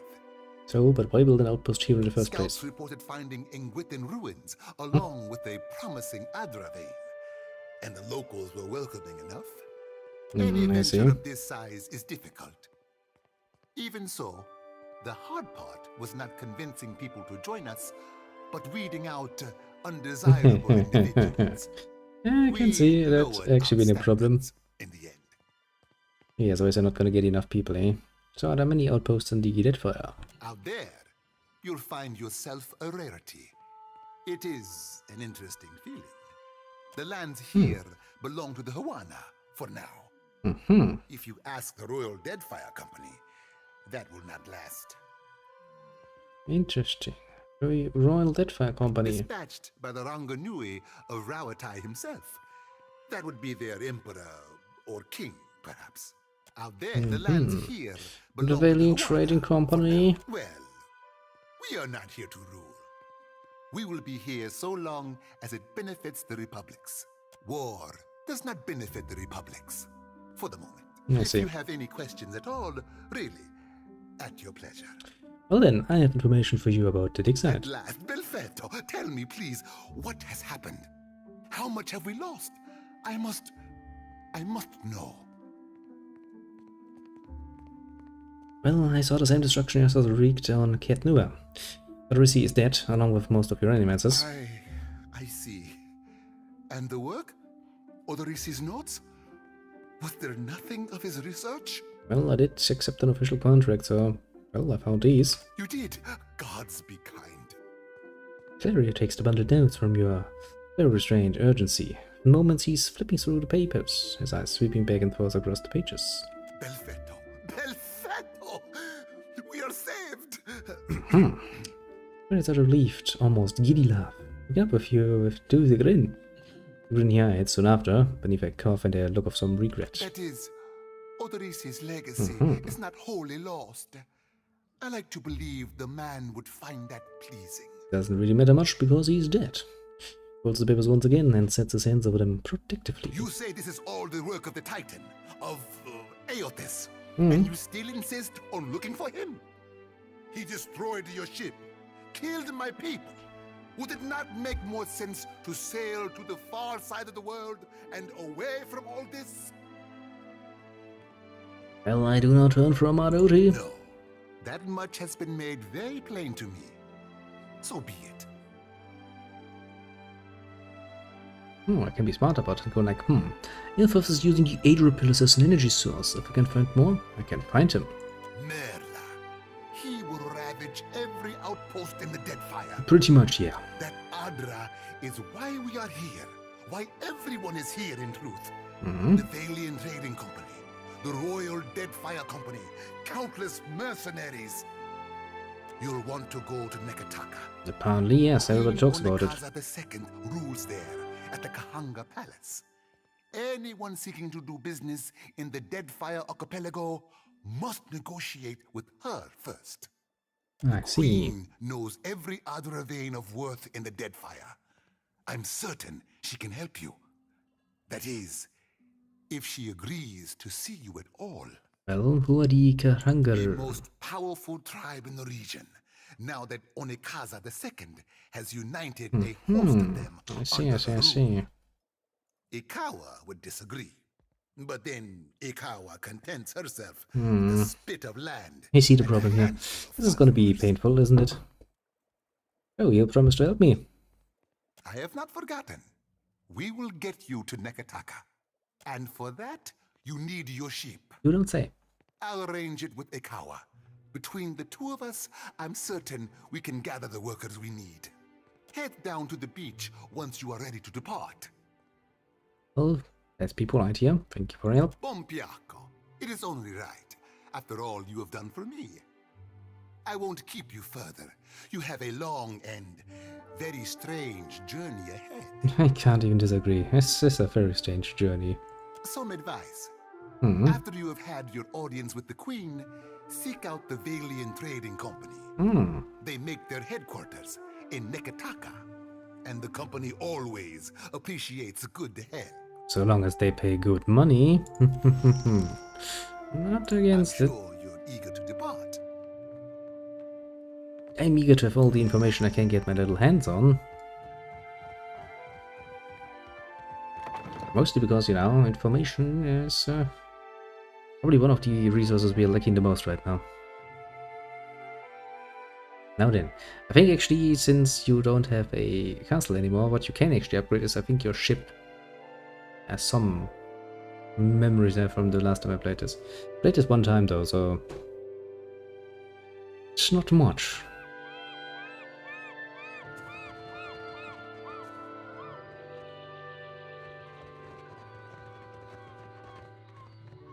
We have supplies here for the paying guest. Have a look. A paying customer. Yes, I know, I'm a paying customer.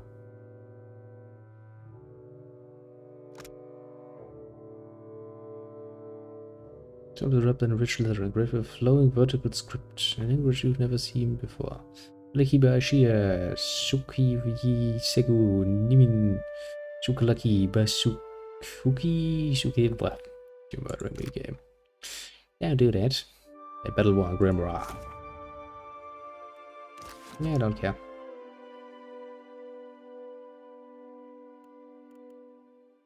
Honestly, I guess I'm gonna go for the usual aspect of, you know, waiting it out for a moment. See if we can get some things, you know.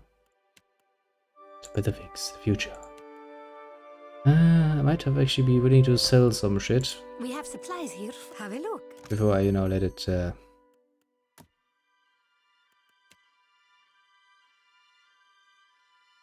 Dungeons Lanterns. Assuming that's for my boat. Interestingly, this cluster of expensive looking gold hoops still has a tiny goblet of flesh attached. Okay, let's keep that one. I don't know for what, but I'm gonna keep it.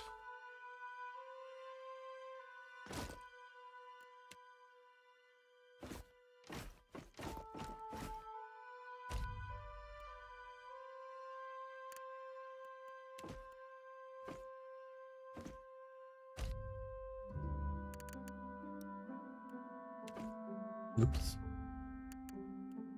Like this.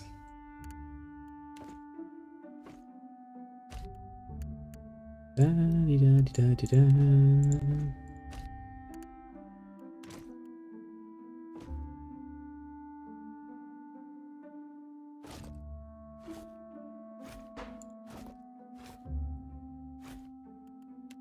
Okay, let's make actually sure. We have supplies here. Have a look. Everything looks somewhat pleasant. Why game? Actually, can I just... That is good. At least I can save myself the trouble of having to do it all manually. Yen. We have supplies here. Have a look. Now, we want to have at least 2 copies of each weapon just in case we need some. You know, equip one of our companions that could potentially come along. Tunishly.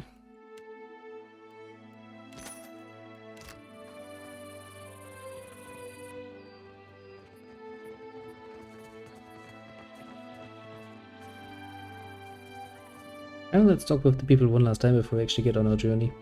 See if we can't find any more little side quests going around. Keeping out of trouble.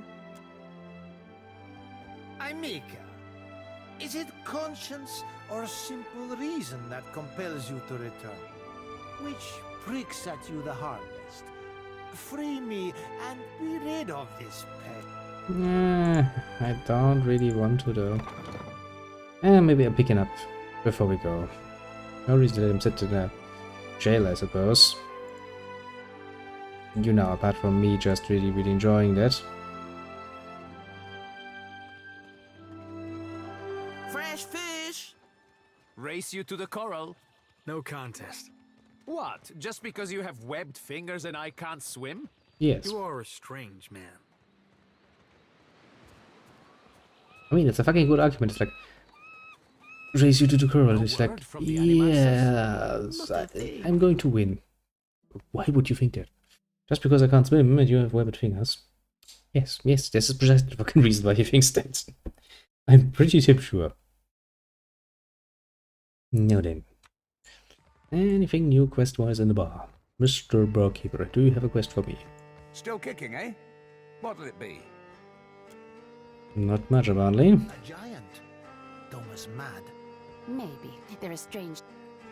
Well, apparently nothing has changed here. Sadly, I don't see any more side quests coming our way.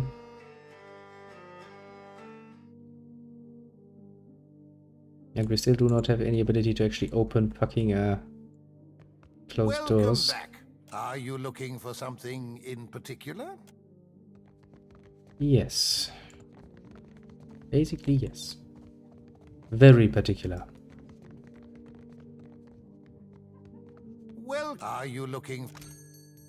More lockpicks. Do I want more lockpicks though? I mean, it really never hurts to have lockpicks on Mars. Even though right now we have no one who can actually use them. Which is, you know, just the smallest hint of a pain in the ass. We will most definitely have to find ourselves a nice little thief.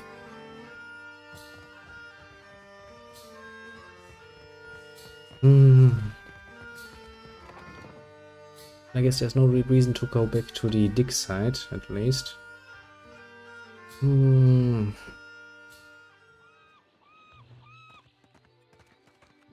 Guess there's really not much left for us to do in this place. I don't really want to leave necessarily overly fast, in case I'm, you know, missing out on something that could be interesting. I feel you are in need of redemption, for you know the touch of darkness, of death. Yes, but we already know there are no gods, so... Do you seek a blessing from the light? Farewell. One hell of a conversation, just going in there like, do you want a blessing? Stranger looks above you, and is like, farewell. Just walks off, doesn't care. Hey, Captain. Gods, I beg you, grant me a posting on the far side of the world. I mean, depending on from where you look, we are on the far side of the world. We are in the Deadfire Archipelago. That's One way of saying far side of the world, I guess. Yo child. Yo child, talk to me.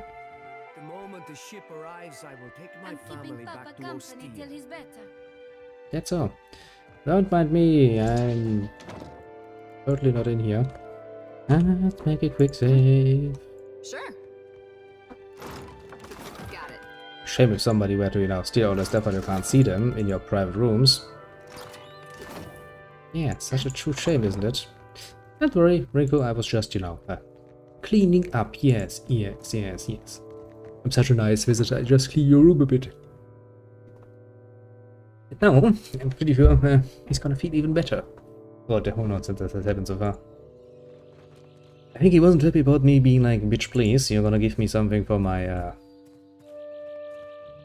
my niceness. After that whole mess he got in with the indigenous woman. I look like a fucking pirate.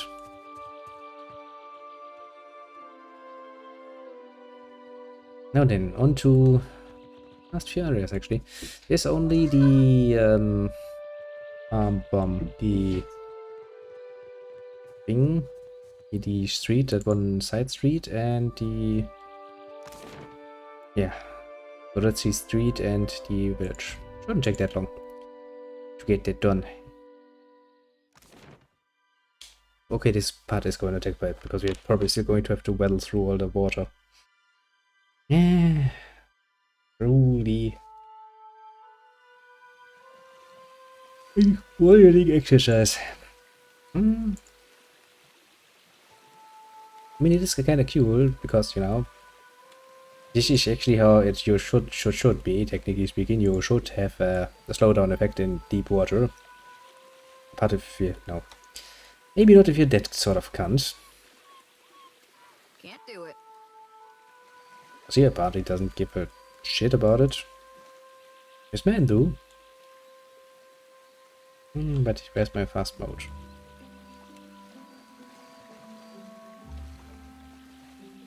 See, 99% of the time it's not something I would like to do, but in this 1% of time, really useful for moving just that small bit faster so you don't get stopped overly much.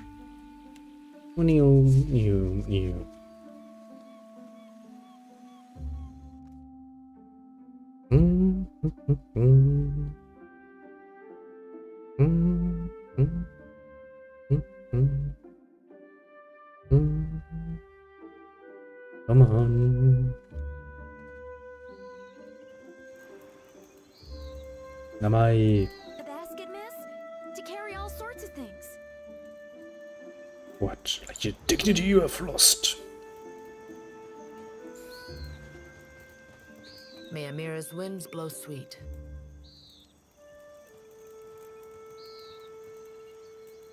I guess you and the governor don't really get along. Going like, oh yes, inside. Better than it may seem. Clario can be reasoned with, especially if one approaches him with coin in their pocket. He's an easy man. He's not a cruel man. I suspect he might even enjoy life on the island if he were free of his masters. Oh, kinda wanted to mention though, you should, yeah, some of the people died on the dig side. I see. Hmm. Governor Clario would call it superstition. I know you speak truth. Are there worse omens than to hear that the god of rebirth has brought death upon your people?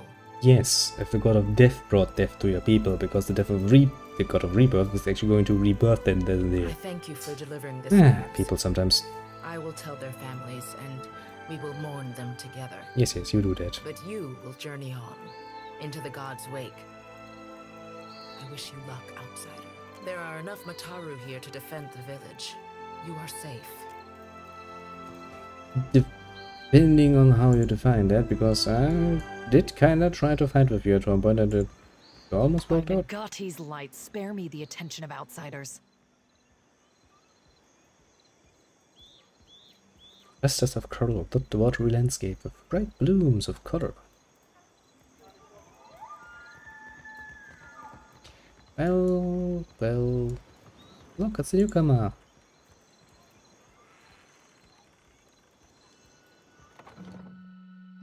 Yes, it is I, the newcomer. The newest addition to the crew. Great, great genius. I do love, however, how all of the things are so unguarded. It really.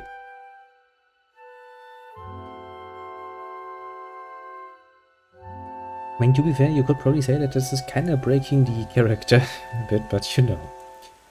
I too consider myself somewhat of a gamer, you know. And a gamer does not really let dudes sit around when he can have it. It's not how games are played. If there's something that you can get away with grabbing it, you will. That is how the shtick goes. How the story unfolds. Basically. Can we just... No, of course not.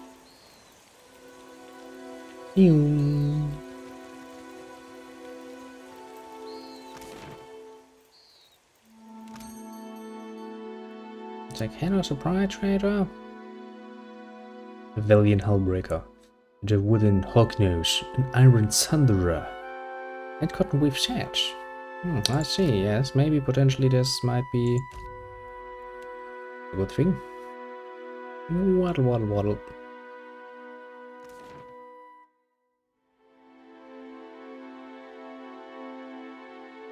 Now we shall waddle back to our ship and find out if something has done something about it. Like Dikitaka. That's not close by, game. It's really not close by. Honestly, I wonder if I actually want to do some free exploring with my ship though. I kinda want to, but I do think that there are actually enemy vessels and stuff around that can get somewhat dangerous.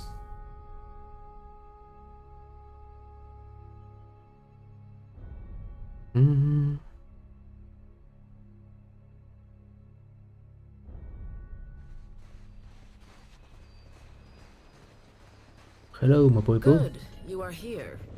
Clario has made good on his promise. We are making ready to free your ship. I wonder how you could actually be faster than fucking me. Ikawa gestures toward your vessel, where a motley group of Wano and valiant workers race to and fro. I say still that you are fortunate. The ship was nearly lost, but it will float. For how long, I cannot say. You will wish to find a friendly port with some speed, I think. So do you know exactly where Nikitaka is? So you will go to the great Kahanga city as well. You must sail north for some time, and then a little east. Take care in Nekitaka, outsider.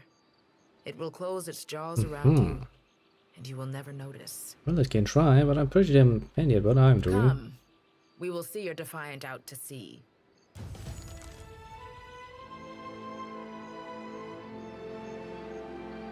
It's immediately going to take on water. I mean that quite literally. Curious message from Harbinger Vetnir. This will written what looks like dried blood on a slice of tender leather came to you rolled and sealed with the mark of the rocks.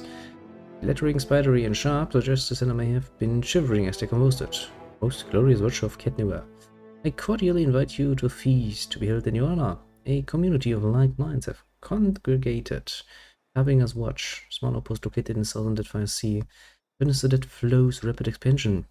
So nice shall consume all, and Rimgrand's dominion over that era will be unchallenged. We will anticipate hosting your magnificence. With admiration for your many compliments, Vatnir, High Harbinger of Dusk. We should address the matter of our ship's resources before we get underway. It saddens me to inform you that we lost several crew and most of our provisions during the storm. It's not good. However, Port Margé appears to be well supplied, and I expect the recent disaster has left several sailors in want of a ship. I suggest we contract for additional supplies and crew before we return to open water, or our voyage may indeed be a short one.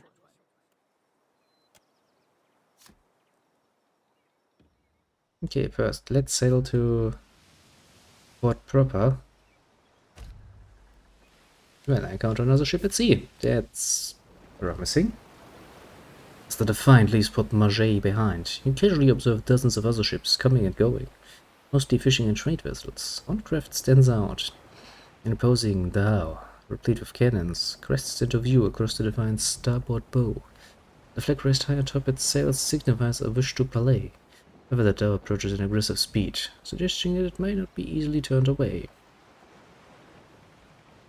Face your pursuer head-on. Spin the ship's wheel counterclockwise. The ship swings around quickly, disturbing a gull resting on the foremast. The bird voids a wide splotch on the deck as a sign of its disapproval. Even out the wheel, and bears straight toward the dhow. Distance closes quickly, so the massive dow's hull rolls on the waves beside your ship. Warning blanks emerge and are quickly cast onto your ship, with shouts from its crew notifying you that your captain will be boarding. Several well-armed men cross the planks, their eyes watching every inch of your ship. The crowd parts open to make way for their captain, a tall, well-dressed man, who appears at you with one impeccably groomed eyebrow raised. Following behind the captain, and in stark contrast, strides an unkempt Orden. A pair of pistol grips protrude from his belt, and he casually twirls a stocky firearm around his index finger. His shaggy face, framed by long cobbled blue hair and a wildly braided cerulean beard, makes the group smirky erect that you seem almost sinister. Just almost, though. He's not sinister yet.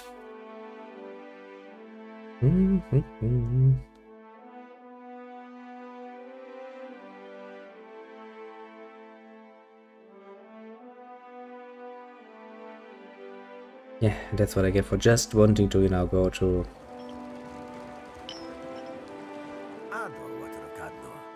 On behalf of the Principe San Patrina, I must request we meet in parley. The broad-shouldered captain upper lifts his chin in greeting. When he smiles, his left cheek develops a shallow dimple.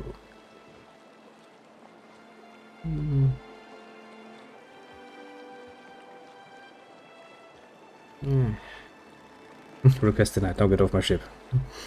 Well, since you're already here, you have my unbudgeted attention. He flourishes a courtly bow. I have heard some marvelous tales regarding your ventures in the Deerwood. Yeah, I've done some pretty cool things in my time. In fact, you are the first dragon slayer I have ever met, outside of a grave. Yes, I know I'm great. Don't talk about dragons, please. Some fools would seek to make a fortune by pilfering from one such as you. Oh, they can try. They're very welcome, actually. I take it he is not one of those fools. Perhaps we should listen. Love crosses his arms, cautious but curious. Under the captain's words, you hear a faint but insisting buzzing. It blooms, overwhelming Ferrante's voice, drowning out all else around you. No one else seems to notice. Vision. Thunder cracks between your ears, and you glimpse a different sunshot sea behind your eyes. Why should I fight against that? Let the vision come. Visions streak across your mind's eye, fleeting and incoherent. An elf, dark-haired and battle-scarred, stepping across the gulf between vessels. She shakes Ferrante's hand, and warmth spills through you. Excitement, pride, respect. The imagery melts with candle wax into a lamplit gallery, filled with the scent of unwanted rum and sweet fruit, sailors and songs and sweat. The scene billows away, ice-cold and clawing, replaced with the crew on deck, solemn and staring. As Ferrante, I think, grabs one of their own by the throat. No, not one of their own, no more. Don't steal from family and stay family. Tears amicus mar the man's feature as Ferrante reads the man his last rites. See for now, they'll consign him to under as tradition dictates. Vision passes, leaving you blinking at the Defiant, looking into Ferrante's face. He raises an eyebrow. I believe you have met such a fool. Captain Benweth of the Drake. Despite the gravity of his words, he smiles grandly. The dimple cuts deeper into his left cheek.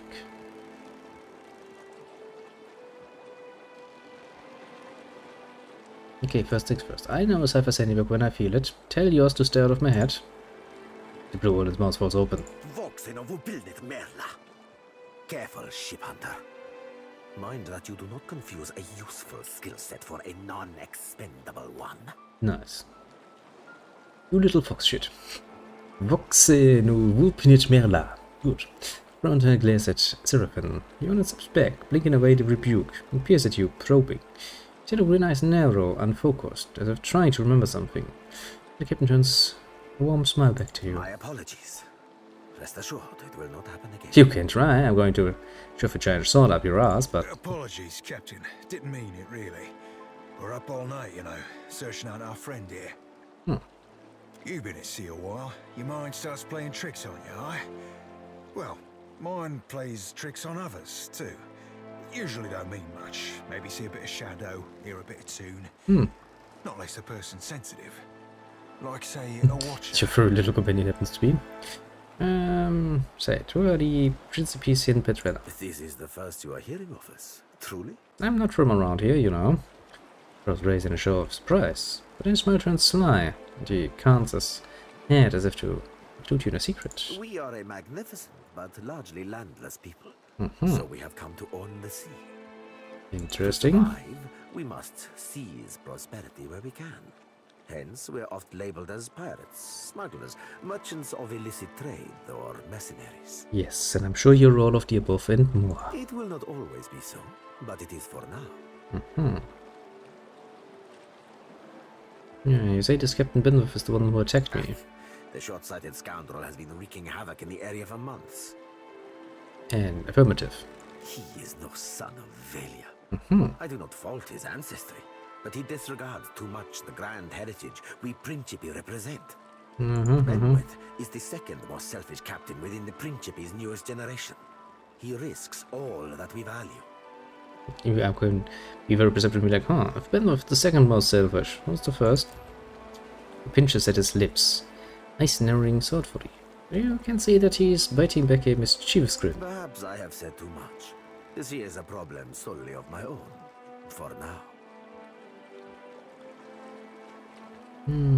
The Principe's heritage is Old Valian. We are descended from refugees who fled during Old Valia's decline. I see, I They see. sailed the eastern reach to the Deadfire. But they did not settle the islands. Today, even, our shipboard life continues. Well, if Ben is one of you, shouldn't you take responsibility for his actions? Benwick is no captain of mine, Aimika. It is not beneath my flag his drake sails. Yet I do seek to temper his actions when they would endanger the Principe altogether. So how has Ben endangered the Principe? Saying if we rile you, you will pose no threat to us. Così, pardon if I do not believe you, Dragon Slayer. Captain Sheffield's fingers rubbing the frilled collar above his throat. Benwick's thread on the Defiant will spread throughout the Deadfire.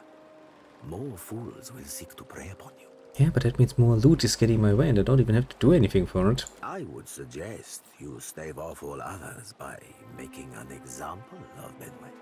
Interesting. Do my job for me, friend. Hope you don't die in the effort. The rogue words flit through your thoughts like darts. Not quite your own, but not entirely unlike your own either. Sure. Wait, tell me this. Why would you want to help me? I will be honest with you, Aimika. Says the pirate. I do not favor Benwick, nor do I care for the company he keeps. Such fools and scoundrels serve only to tarnish the Principe's reputable name. But I believe you will be capable of setting him straight. Going like I don't work for free. The good humor wipes from his face. Of course, Aimika. Work with me, and I will weight your pockets with gold. Sounds better already. When you have dealt with my problem, I will prepare a fine welcome for you at my port. Now, a tip for you. Benwick's drake took damage during the storm. Eventually, he will need to dock for repairs, and when he does, Seraphim can find him for you. Bronzer flourishes a hand toward the ordinary sight. He is rather an unrefined creature, but he is a most skilled ship hunter, I assure you. I see. So that's how, yeah, he's probably using his cipher post to do that. I see. That's actually rather smart. Using a cipher to hunt for ships. Interesting method you're using. As for Benwick, that sucker of squid tits be as predictable as the tide. I'd wager all my furriest bits that he'd set sail for Deadlight. That would be felicitous indeed. As I believe the traitor Remaro hides there as well. I quite enjoy killing two men with a single bullet. Well, then you would be very much loving artillery guns, I suppose. Because those can and will kill quite a bit more than just 2 men if given half a chance. Wouldn't have even thought of it if you hadn't brought it up, sir. And yet you feel a surge of anger that's none your own. Everyone spins towards you and goes again. Now, I ain't hardly in any hurry to leave the fine company of the gentlemen of leisure, but the captain be right about me finding your mark. Adding to that, you sail into Fort Deadlight not knowing your innies from your outies, you might very well find the locals cannon fucking your boat to sodden splinters. I would very much like to avoid getting cannon fucked. I already got cannon fucked once and it wasn't pretty. Well, so, what can you do for me? Are you asking aside from my vaunted ship hunting abilities? Yes. Self-evident manners? Yes. And encyclopedic know-how of all things piratical? I see. Well, yes, aside from the obvious. Well, there'll be me knowing my way around Fort Deadlight, so named on account of it being a fortress and all. Yeah, Got didn't forget it. Inside, and I'll be half handy with a gun if shit goes belly up. You're quite literally an adventuring party, you know. If you can't use your fucking weapons, you're not gonna be around for long. Party. Adding to that, I'll be right easy on the eyes, or so the lasses tell me. Raises his eyebrows into quick bumps. I'm sure that's just be kind. Oh, you verily wound me, madam. I see he can take a joke. Already pleasant. As you see, Seraphine is both insufferable and marvelously useful. Seems like you're eager to join me. Well, of course I'll be eager to give Benweth the old Evo. That half-cock's been a pain in our asses for the better part of, well, too fucking long. Well, let's see. We have a mutual interest in. And I'm getting paid for this. You said you met him, I? Seems the type that needs a bullet, don't he? Yeah, more than one actually. A few cannons to the ship would probably help too. But I can be smart. I know you're not standing with something. Right. There's boat holds I ain't telling you, Watcher. I ain't telling you about the lass I have back on Deadlight. Ain't telling you what we did or didn't do last time I seen her neither. Certainly ain't telling you about the secret pirate handshake that'll get you in the door. I see. Brunter shakes his head, but his smile widens into a sincere grin. Well, welcome aboard. The more the merrier. Watcher. At least so long as you keep us heavy in grog and light on the onions. No. Dirty shit apples ain't never agreed with me, and I'll be suspecting they never will. Screw you, you're getting fucking murdered. Okay. Onions are great, you know. Really useful. I like onions. You will eat the onions, or you will eat nothing at all. Get used to it. He's not sleeping near my berth, I promise you that much. Understandable. Understandable direction. I sail now for Dunwich, my own safe port. I will await you there, should you be successful in schooling our wayward captain. I'm pretty sure I will be. You shall be... Well, you shall be a cipher. I just like fucking single class characters. What can I say? He's new though. He is not one of our old companions, which means, you know, before our cipher was the Grieving Mother. Quite a bit different than what we have now, I suppose. Where is... yeah. Because I kind of wanted to sail to Port Marseille and get myself some supplies, first and foremost. Not have enough crew members to properly manage the ship.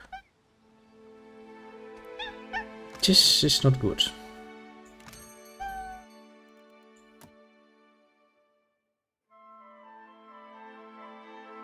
But I can get... Bloody Kitty, stop doing it! Sorry. Kitty was of the opinion to be an asshole. We shall learn. What do we have? We have medicine. How much medicine can we buy? How much does this cost? A lot. Okay, let's not overdo it actually. That's...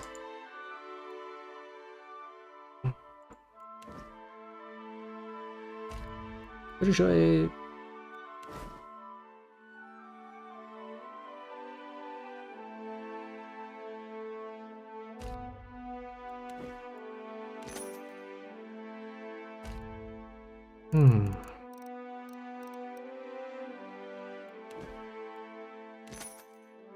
Good.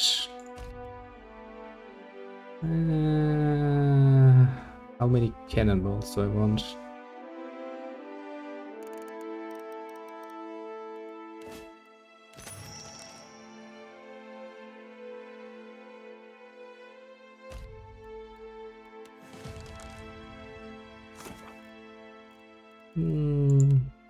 Have crew members.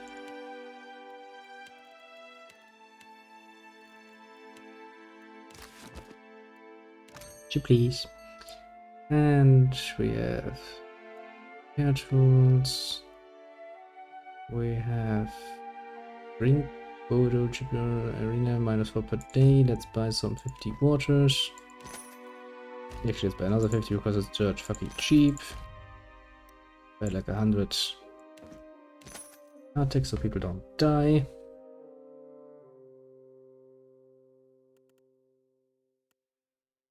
And well, we can hire some people.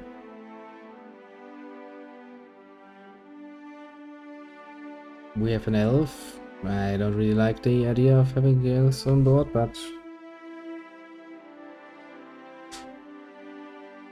personality: chatty, rowdy, elf, Adira is you, seasoned cook though. That's probably not bad. We have a fearless elf, and novice second is another surgeon. I mean, I kinda do need a doctor.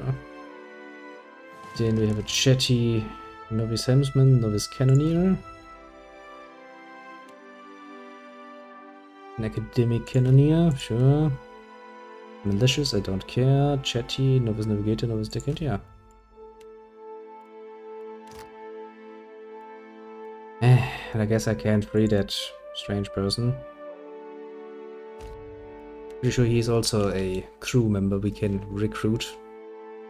Well, then I guess I'm getting more people for free is probably not a bad idea. That fire can probably use a few more people to help along.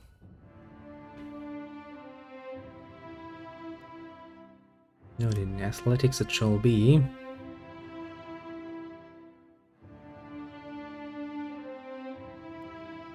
Yeah, intimidate and history is gonna be your shtick.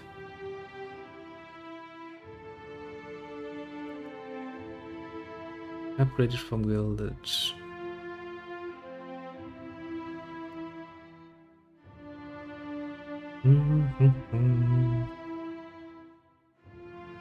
That's dead. I got upon a 5,000 day equipped weapon to burst into flame. General devotion. After use, ability and attacks temporarily receive bonus burn damage. Let's receive a smaller version of the flame's effect. Interesting. Glorious beacon. Base yourself in holy light, blinding enemies in the immediate area. You're like, what? Bloop.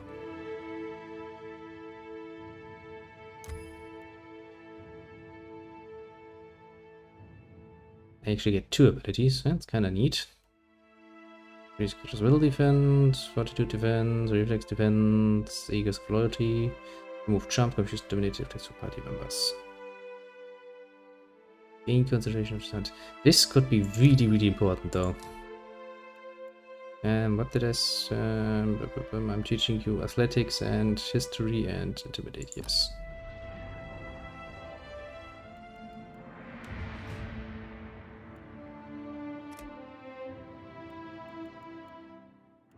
You're gonna get streetwise and survival. Rapid recovery. Increase the amount of health regenerated if I use. Oh wait, battle the fighter will continue. Ah, see, that's nice. Penetrating strike. At the stance, mule kick, powerful attack that knocks enemies into the air. And then prone. Like I'm tough, bitch. Get used to it. That's the same we get there. Hold the line grid fighter one additional engagement. Combat focus. Honestly, more regeneration sounds promising. Let's get the mule kick. Just because we can. We have little Shouty,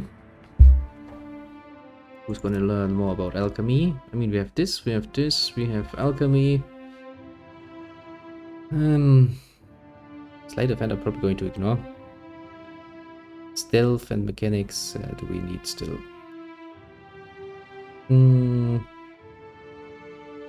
Okay, we have someone for you, we have someone for that, we have these two. Religion you have.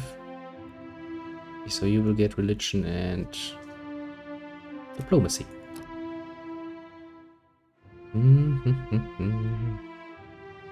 Wild Thorns. Prayer for the Spirit. The Smart Inspiration. Seal. Dire Blessing as a battle, granting them the Uber Inspiration. Around. Nice. Making doubt in face of unbreakable face, consuming enemies in the area of effect, lowering their melee accuracy, and downgrading their critical hits to hits. Not bad.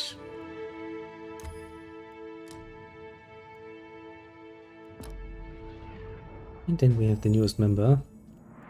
The newest 2 members in our team. Now then, what did I say? Do we have somebody who is actually Arcana doing? I don't think so. Yeah, that's me. That's there. That's Shorty. That's Elov. Then we have Mechanics is probably going to be the Orland we just picked up, and yeah, I guess Metaphysics and Insight would probably be your thing. But is there any reason to do that? Go away, kitty. Not your time.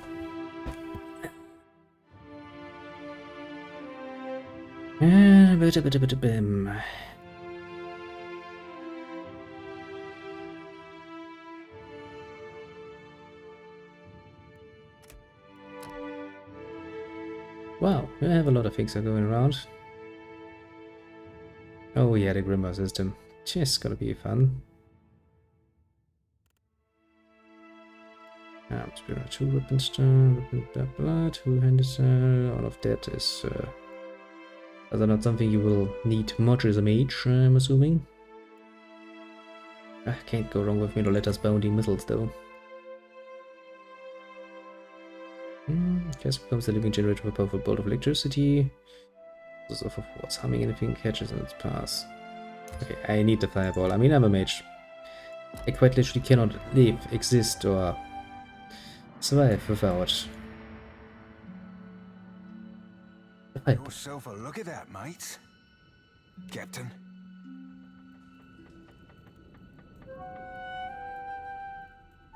Hyper aggressive.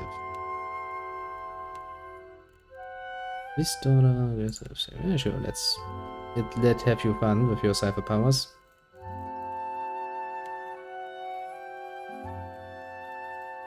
Bye. Yeah?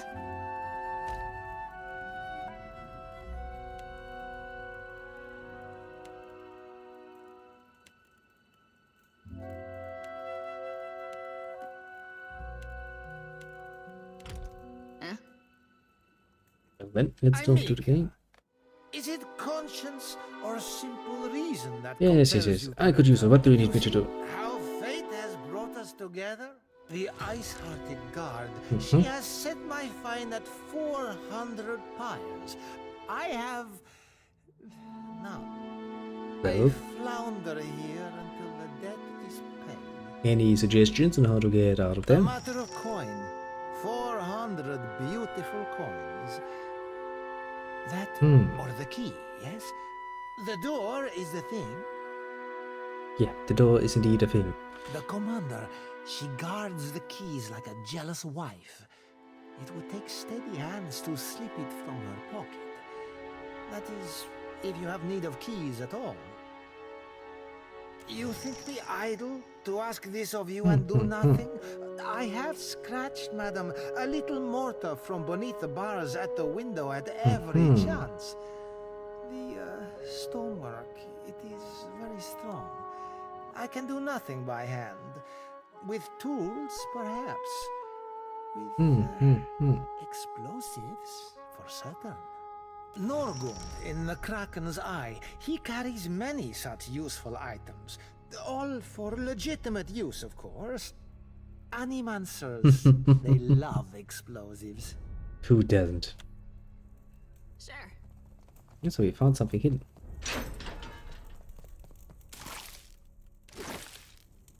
Keeping out of trouble. A little jest.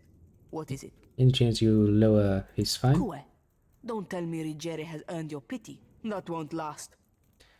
Stenze seid ihr occupied cell. No frankly. I do appreciate what you have done for me. So, if you will vouch for Rigere, I will lower the fine. I see. 300 pieces will cover what he owes at the tavern. Something you wanted?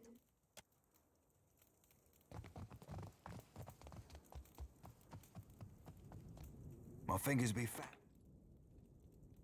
Furry. A jail break. Smart Stony. Me too, man. That was not good. Let's not do this. I don't really feel the need to murder her. She's just doing her fucking job, and I'm sitting there like, well, screw you, you're dead now. Mika, is it Okay, if I give him some explosives and he gets himself outside, yeah. I mean, I could pay for him, but I don't really want to. Pretty sure the explosives are gonna be cheaper. No problem. I guess I can see this as an investment in the future. Something. Yeah, let's call it an actual investment in the future. That is,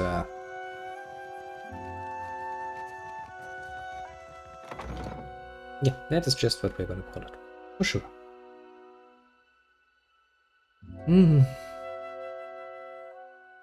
So, how do you like it? Welcome back. Are you looking for something in particular?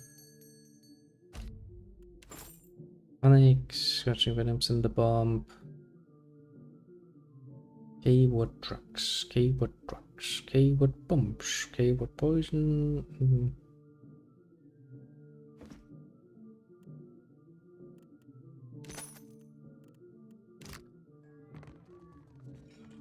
I feel amazing. Well, don't take too many drugs, and you will seek another fortune just to pay off your debts. Let's not go that far, shall we not? Or we need not.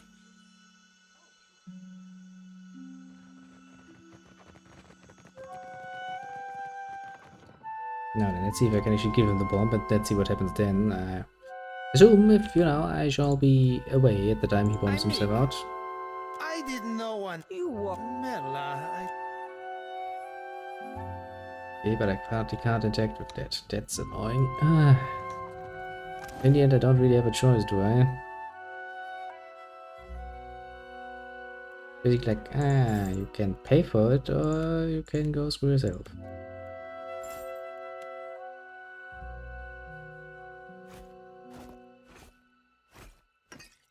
Most unpleasant, I'd say.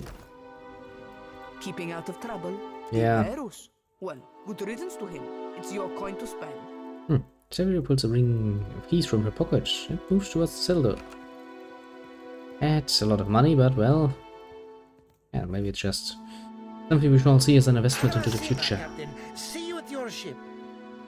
Well, I hope so. Well, it was a side quest anyway, and we do kind of live and die with those. I mean, we don't have to do every single one of them, but, you know...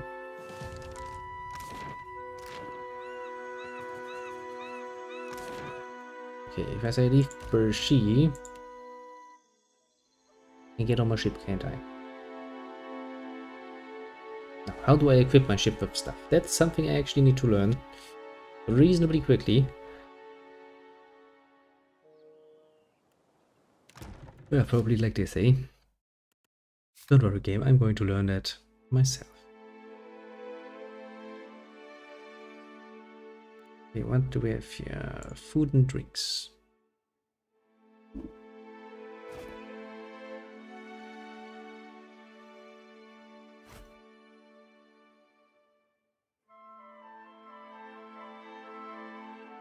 Okay, let's not overfeed them just yet. Tales of Berat. Seems a lot better.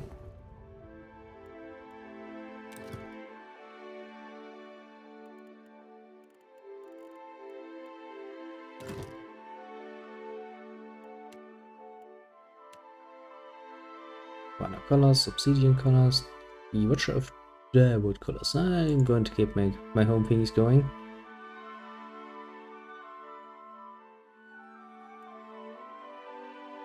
Okay, we have the Deerwoodian Hognose, which has 150 to 400. You have 200 to 500, so you're a bit of a long range one, and you have no damage drop, huh? Special, we have Scavenger's Lanterns, more speed, traveling. I think that was it.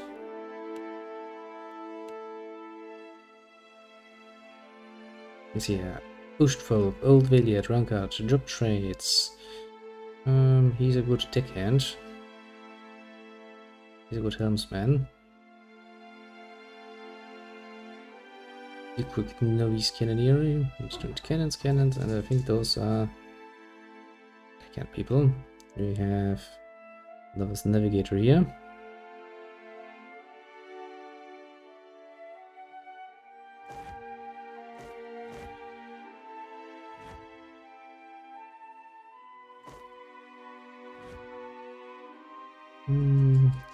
It's a 2-star deckhand.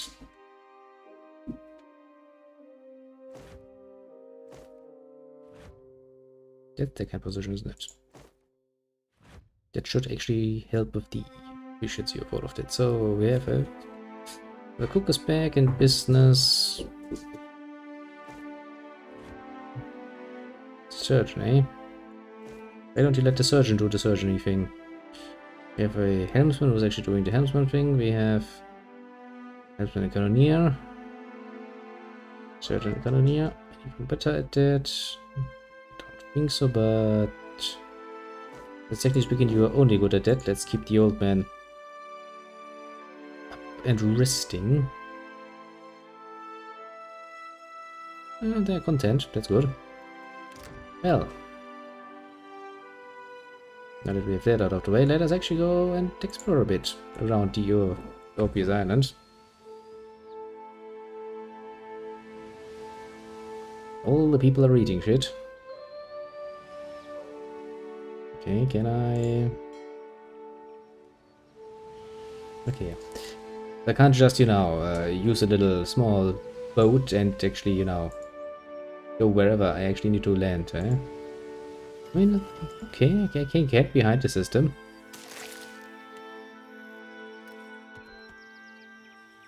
Merrily mad. Let's see how mad precisely we're talking.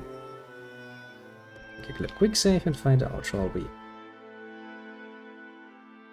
I mean, it's all free XP. If they're idiotic enough to actually face me in combat. And they shall suffer deeply for that, of course.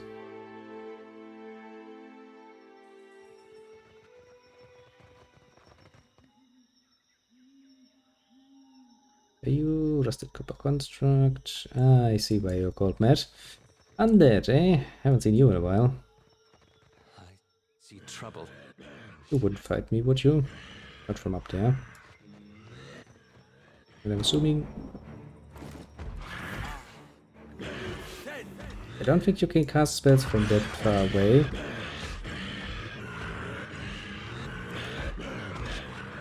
Now, since there's not that much space here...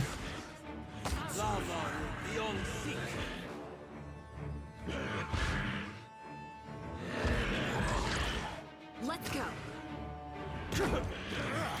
Yes, it's probably not even such a bad positioning.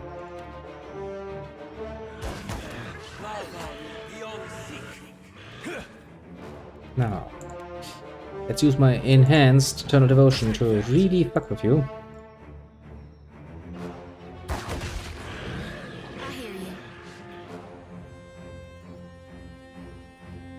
Actually, can I... Oh, I can actually enhance all of my spells.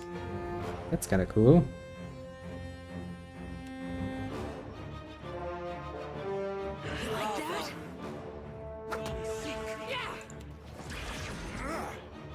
I love how it damages the undead. That really helps.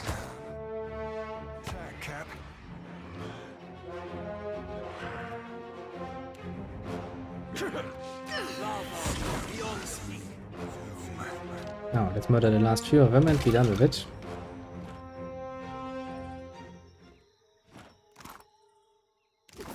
He was, to be fair, not much of a challenge, all things considered. It kinda thought that it would be more dangerous. But hey, it's not to say that I'm not happy just, you know, getting to murder people and be done with it. It is quite nice indeed, actually. Quite nice, I'd say. Okay, this is why exploration is such an important little thingy.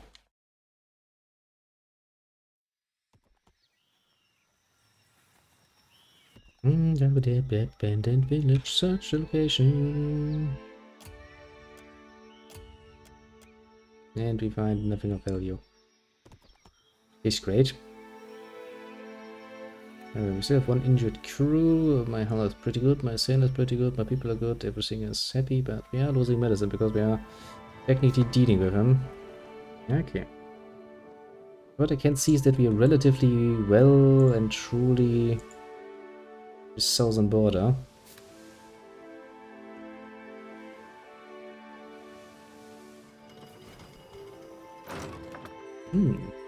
More high-tech.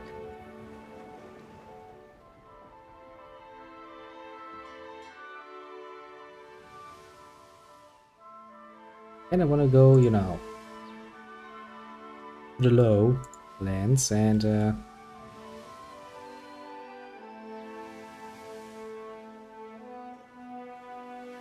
yeah, this is actually the lowest we can get. Okay, oh, I see some flotsam. Shit, my own Enno addiction is showing off and going like, flotsam, quest around here. Steer loaf and rice wine. Relatively cheap rice wine.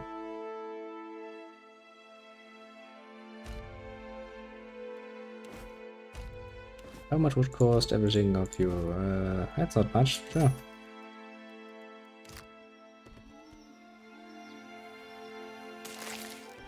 Just so we can have some variety food-wise for my poor people. Oh, I do think that somewhat later on you can get bigger and better ships and stuff, and you can have far bigger crews and some cool things. And I don't remember there being sea battles, somewhat. Some of them were a nuisance, but you basically only need to find your whatever system works for you and use it again and again. Ouch. That's a bit too much. I am not even going to try that. Prop stone. We are going to look for the rest. Can I actually make a note here, or is this just more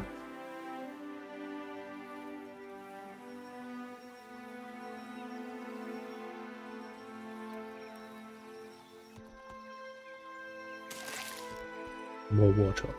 Yes, water in the desert. That sounds like something you would very much like to have.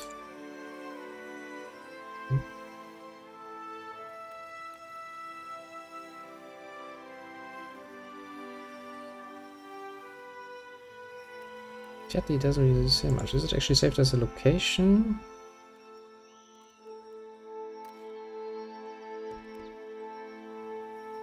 Okay, I mean, there are many things here. Many things I'm not actually able to care for. Still a wake skipper, right? Sounds like a Bellapera or something. Potentially, at least.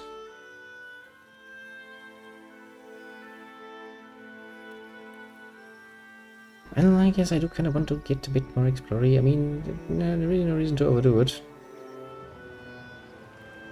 Okay, let's not actually deal with them. They are slavers, and they have a galleon. I would now kindly point out that I do not have anything like that. I would be screwed if I were to encounter that. And I would get enslaved. I don't like the idea.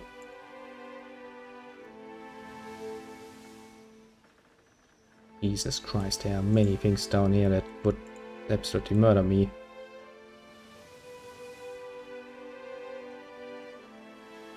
Now then, let's make a quick save and try to avoid, you know, getting eaten up by somebody bigger and stronger than us, shall we?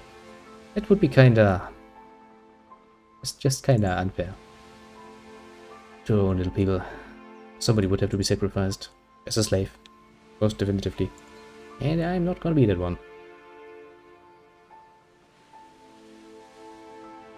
We are bleeding a bit of moral, most because we're feeding them, you know, hardtack and water. And sailors do love their, you know, more stronger spirits. Better, harder, stronger, now in spirit form. There seems to be some fucking pirate activity around. But I guess as long as they don't outright attack me, I'm...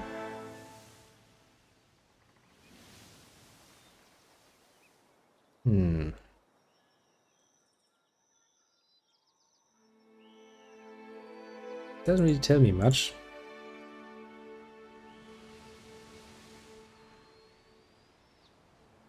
I mean, at least it's not red, but it's probably still above my level.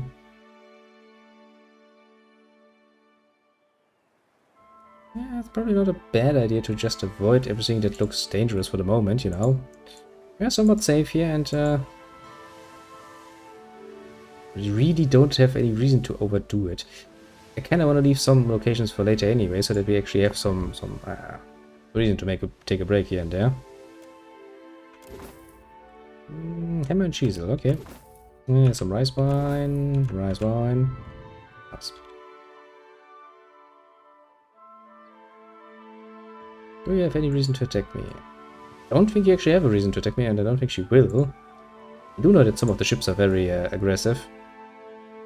I kind of want to be a bit careful, you know? I only have a little, I don't even know what I have. A small ship. A slow? Something like that. A small one. There are bigger ones. I know that, which is also the problem, of course, because if they're bigger ships, it's dangerous. I might be like, then why the fuck are you going out of your way to explore an area that is most potentially deadly to you? Oh, most because I can. Adventuring, you know. Very important thing. But just, you know, everything below Port Marché, basically. Okay, I hear a knock at my door. You're not long at sea when Chitupek appears at your door, wiping away sweat with a rag. Begging your pardon, Captain. We've been at sea a while now, but you've not been in a state fit for speaking for most of it. Your sailor glances over her shoulder, then back to you. If the crew is going to be taking your orders, you might want to make a proper introduction. Let everyone know what you're about. Yeah, you're saying I've got something to worry about? No, Captain, it's just tradition, and a sociable thing to do. Well, gather and address the crew then. Chitupek calls the crew together on deck. A small group of sailors hang languidly from the rigging, perch on crates, and sit against the rails. Their eyes turn to you as you stride onto the deck. Mercenary. Attention! Quickest to strike in is there, of course. It's uncharacteristically responsive and formal is this movement that the rest of the crew seem to take notice and more readily follow suit. The rest spotted there looks genuinely surprised at the way his body has responded to your command. The meaning of its own accord. Smile flickers on his face before his way to find composure. Yeah, morale gained. For a moment of hesitation, the motley sailor snapped their attention, offering a variety of salutes from treasures across Eora. Okay, how do we do this? Now this is a crew. Can you believe the statue in my room said you... That sounds like you're crazy, Dad. Let's not do this. Yeah, let's not go overly. Just, yeah, let's be cordial. Welcome aboard, gentlemen. Glad to have you, Captain. Setting notes from several other crew members.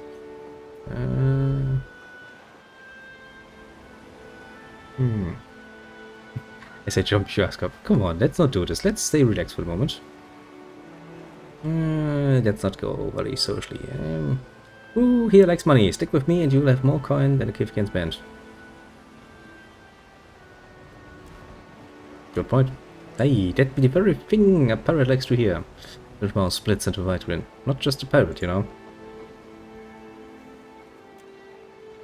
Aye, Captain. Sparkling chuckles. Chitupek claps and the rest of the crew join in. Smiling and nodding. Everyone likes money.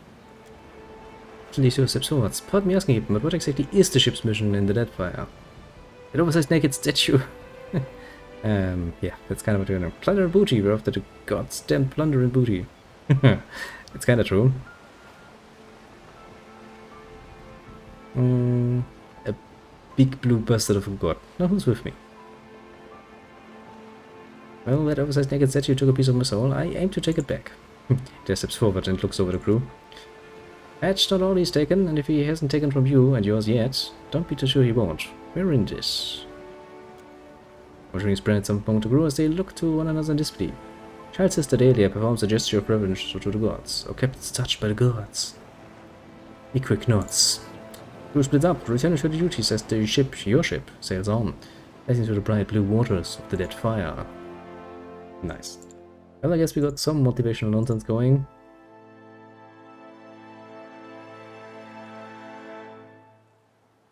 A good start, I'd say. We made a pretty damn nice thing here.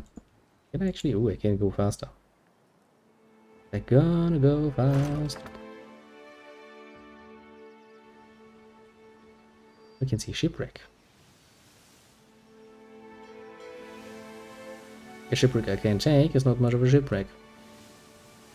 At least not a useful one. Oh, there's a storm here.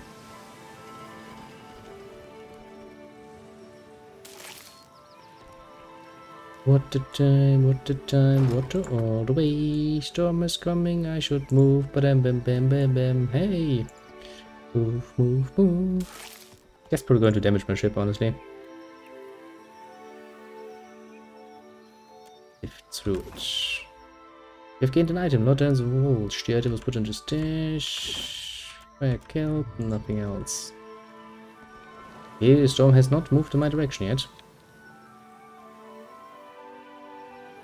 We shall avoid it then. And follow our destiny again. Destiny of exploration. New. Let's see what else is down here. And let's do it a bit faster. No reason to waste time and resources. Now we knew that he was here, and yeah, that's just as I expected, a bit too heavy on the difficulty rating. Let's not.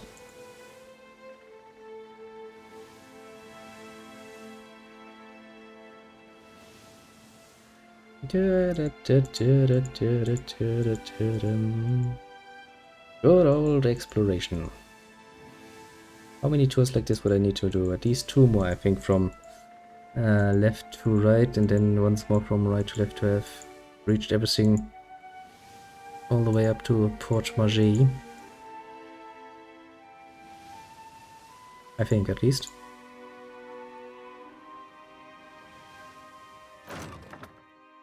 Repair supplies.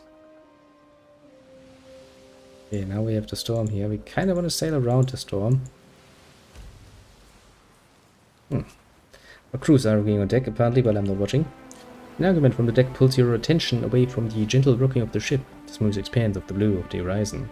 Half of the swift are floating belly up, cries Svanisi. We reach out the whole catch, then end up with flat-bellied crew. They looked alive enough when we hauled them out. Shipwreck retorts, gesturing violently at the pile of fish on the deck. Fish die when you pull them out of the water. That's what fish do. They push for signs of disease, alchemy, and survival. We have 6 survival. Several of the fish display discolored scales and bloated bellies. Clear signs of disease. Possible the meat could sicken the crew. See? An easy ass she works rolling, trying to give us all squatting splatters. Fish go back in his ear. I won't risk the crew's health. The wisest course, Captain. 2 hands dumped the barrel overboard, returning the fish to the sea. Yeah, we can afford that. We have an ass-load of food. No real reason for us to be overly scared. No reason to actually endanger the fucking crew and their health for that.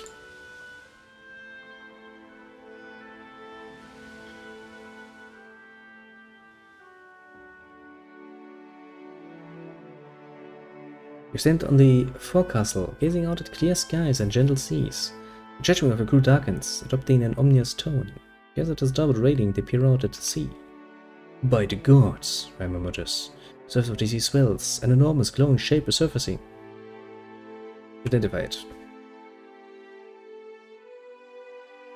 Perception... I have high perception. And what was used was survival. Only one breed of glowing sea life of this size to your knowledge. The resplendent phantom. Their sweet flesh makes them a popular quarry among whale hunters. The long, pale creature breaks the surface of the water. Skin is translucent and freckled with phosphorescence. Phosphorescence is the word, motherfucking tongue. You can make out the ghostly outlines of luminous organs beneath it. The creature rolls slowly, staring back at you with glowing blue eye. The nerve behind it is thick as a halyard. Nothing responds. This one is still young. Swords. Grandma needs a good rating. Plenty of meat on the beast. Price like this could feed us for days. With the captain's permission. Chelsea goes fiercely. A quarry worthy of the Lord of the Hunt. Let's have some excitement, Captain. You kill one of Andra's harbingers and squander his blessing. Grab your spears and prepare for a hunt. Sister Elia whoops happily. General snaps and a salute. The crew rush to the lower skiff. Yours churn the water. He checks his beard, a sour look on his face. That's not animal cruelty. Harpoon in hand, Shields the Delia leaps from the skiff. Needed now to momentum to drive the weapon into the beast's flesh. Richard trashes, slapping Shields the Delia from its back and into the water. The line from the harpoon to the skiff goes taut as the whale drags the skiff along. Throws the skiff in a wide circle around the ship, knocking against the hull and nearly yanking Rum-Dum Rigger's arm from the socket. Still, you feel the creature's strength beginning to wane. Several hours later, Emma deems it safe to leap aboard the beast. He with swift swings of the hatchet, the sailor severs the beast's spinal cord. 18 hours passed. The crew ropes up the beast and lashes it to the side of the ship. They strip rich, fatty meat from its corpse and prepare it for storage. At evening, you share one of the finest meals you've ever enjoyed. The beast's meat is surprisingly tender and sweet. Nice. We have one injured though. A surgeon.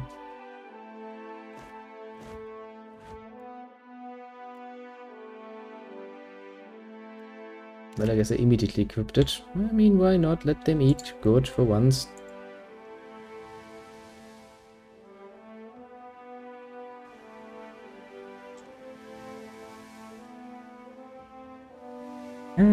Sailing around the islands. Oh, more flotsam. Ever more flotsam. Nice.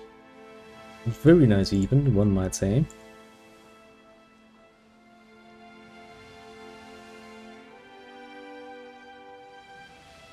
Okay, make a quick save again, so we can make sure that we do not crash into people, is what I wanted to say. Tito points the dark spot at the distant horizon. Captain, a vessel approaches. Squint to and see unfamiliar colors. The failing is a sloop and I'm a sloop, so we are the same.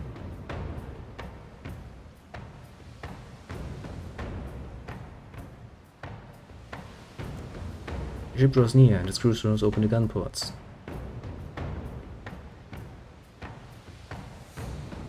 Into combat, advance! Crew of the Failing springs into action, racing for their stations. As the captain swings the Failing into port. How far away actually are you? Shows the course of action.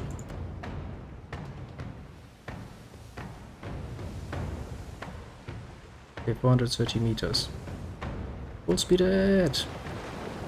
Rum-Dum and Cheetah clamber up the mainmast and unfurl the remaining sails. The sails billow out and catch the wind in full. The Defiant leaps forward.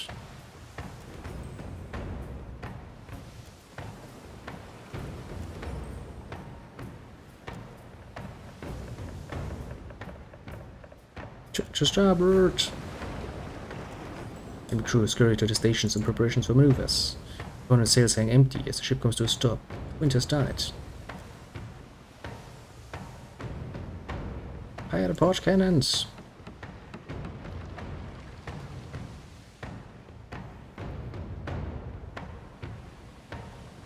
Cables nearly hit. I have a low chance of dealing sail damage. Chain shot, charges enemy ship sails, and has low chance of dealing above. The grape shot is gonna kill the crew. Let's just go for cannonball. Fire!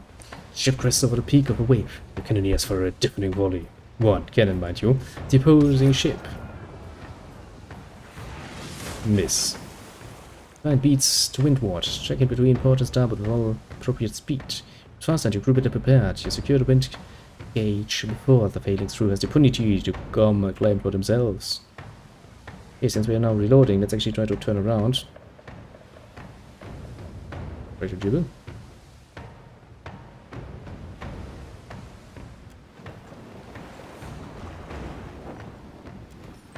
Let's go to the stations. They fire and they hit me. Ouch.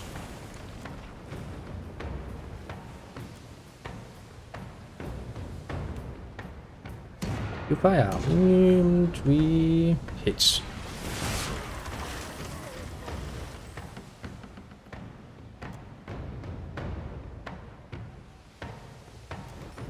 Yeah, the main problem is we don't really have much to do, so we now have to wait until we can actually reload. Okay, try to jibber because of impact. Fire the starboard cannons.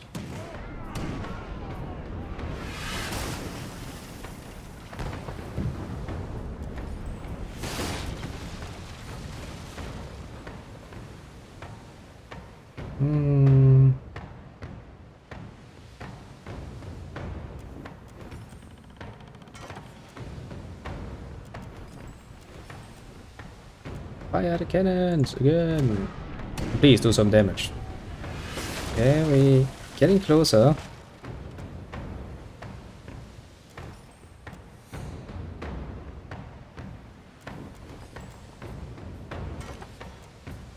Hold the position. Fire the starboard cannons.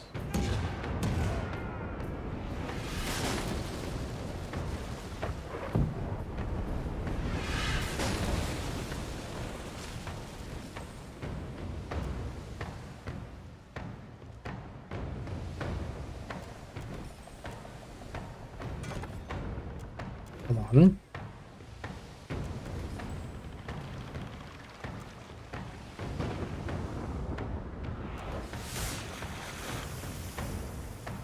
Fire my cannons again. Come on. A nice solid hit.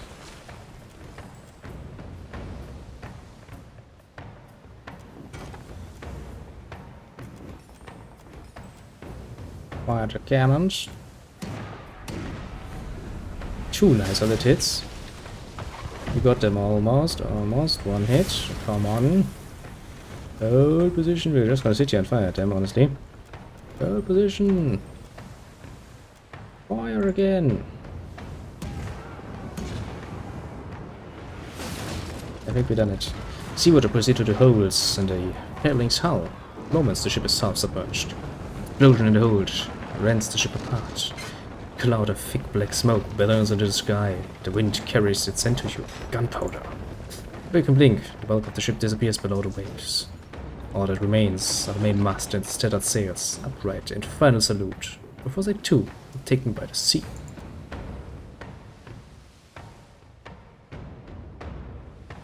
Of course, we're going to share the loot with the crew.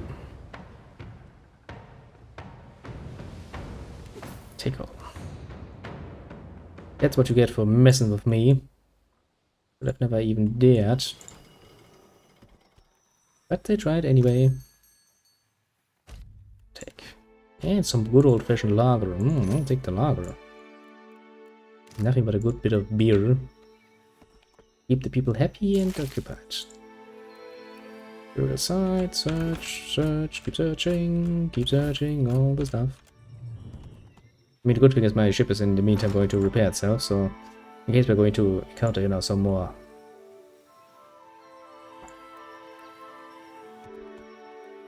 search. Get all the stuff. Yeah, I think it's actually more than enough to do another one. Basically, we're gonna go to the end and we're gonna go on the Port Margie thing, come back and be done with it for the moment. Exploration wise, that is. I think that is a more than good goal. No. In case we're going to meet the slavers and fail to run away, we shall be a bit careful here. Because those are actually dangerous.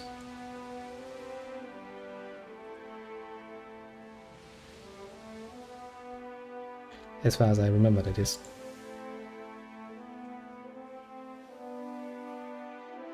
It's a doe. We should probably avoid the doe.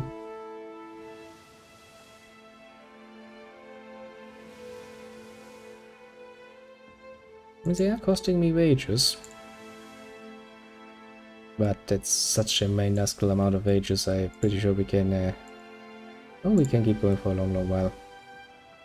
You know, that too... bit of a dangerous one.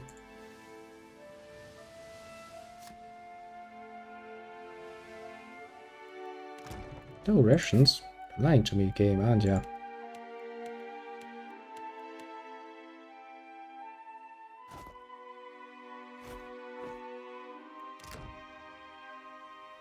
More than enough stuff, I'd say.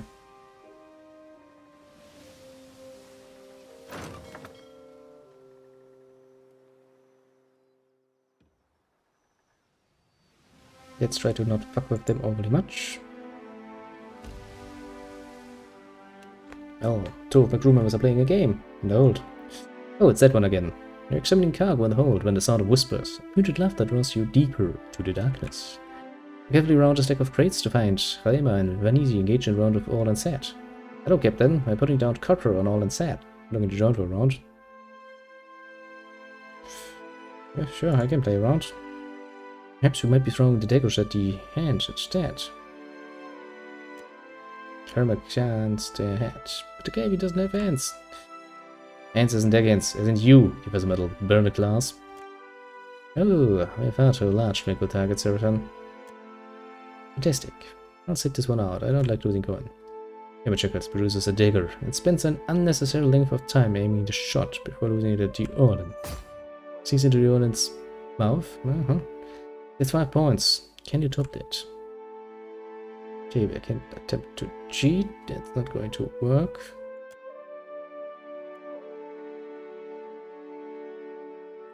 Take him at his nose. Well, we hit the ear.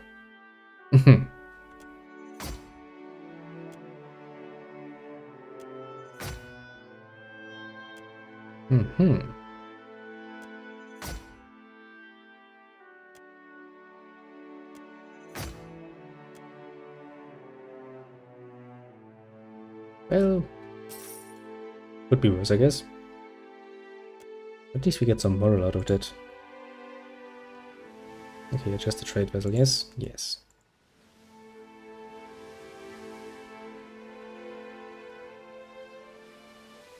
Just another trade vessel.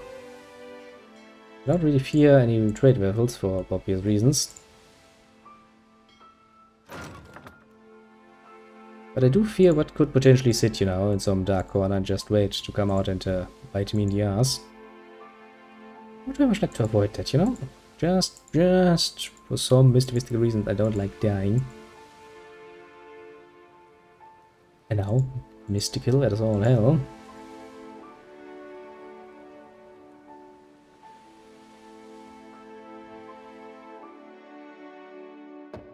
Knock at your cabin door interrupts your reading.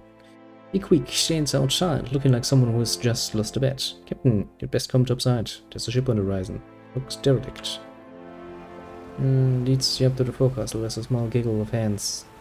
Firing a hose of him when he points towards port. It's a bad omen, Captain. I should give them over to the Lady of Lament, or they'll be trouble. Mark my words. We don't even know if they're dead. Watch out what fills their holes. You want to sink them? George shakes his head. You can ain't fatten out the mouth. These are no. Ship dead at sea ain't often nothing but trouble. Zoti's eyes gleam with dark amusement. Ship in question rests upon the waves. Sails pulled in. Topping the mast is a green flag, the symbol of a ship carrying disease. See no movement on the deck.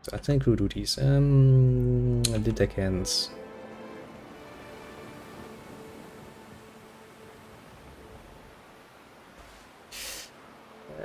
Get into the rigging. We need to reef the sails. Rope and grappling hook. Beryl, take this line and lash yourself to the wheel. Don't want you going overboard.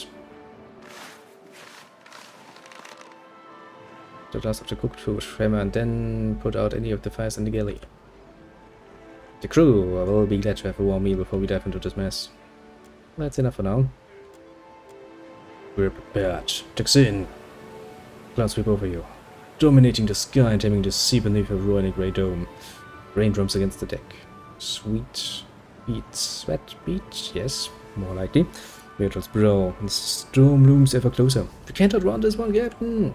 Ship rocks interminable and unpredictably, and soon the crew clutched their heads or guts, bent double over buckets, squeezed tight between their knees.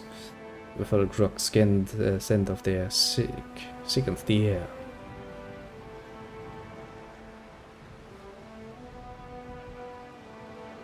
Edelgrim, I want you to work your magic with whatever medicine we have. Beryl, and not just a thing. She moves among the crew, providing relief to the afflicted. Stormbridge is on, showing no sign of subsiding. Wind comes, but rain pours from the sky as if the Defiant had come to rest beneath a waterfall. Rainwater sloshes across the deck, under the rails.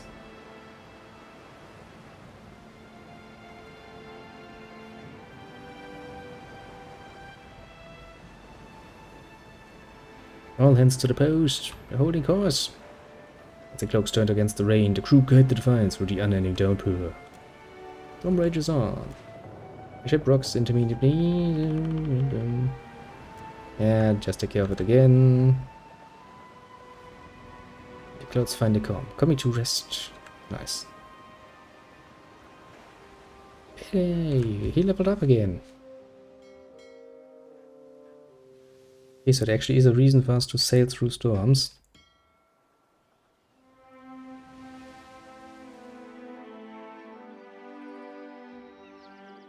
Namely, we get XP out of that.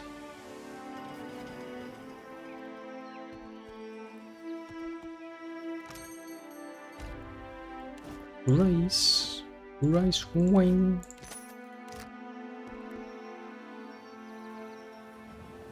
Now we are on the level of Port Manger again.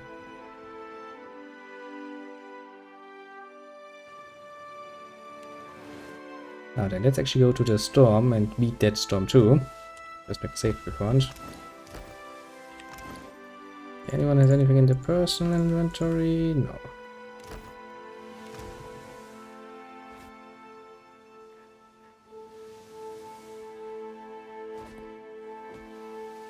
Don't run out. That would be quite bad indeed. Now then, time to face in one more storm. And then we're gonna be happy and peppy as can be.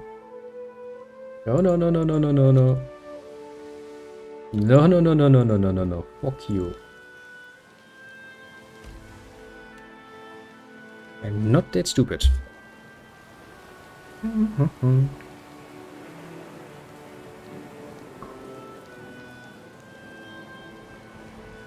The clouds darken in distance, piling one headshot the next, as if in a battle for superiority. A vision here in the smell of lightning forks between sea and sky, followed almost immediately by a rattling crash of thunder. Get angry mice, stormed bits. I wish to see better boatswain. Let's combine stay good, use a sermon. Assign crew duties, assign the deckhand duties. Reef the sails, give fuel rope, give the cooked food, and that's enough. Prepared. The wind comes, but the rain pours from the sky. So they might come to rest beneath a waterfall. Rainwater, flying bear paws, all hands to the posts. Clouds roil above you, the seas boil below. Rushing between disappears into a velvet deluge of rain. Vanity grips rigging, shouting, "God's alive, Captain! Under us in a fury!" The deck bucks beneath your feet as a tempest tosses the Defiant.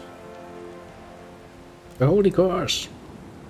Waves rise and break over the rails, sending water cascading across the decks. Get shout orders to one another, clinging to the rigging for their lives, as you cut your way through the storm. The storm rages on, showing no signs of subsiding. Where are you gonna hold?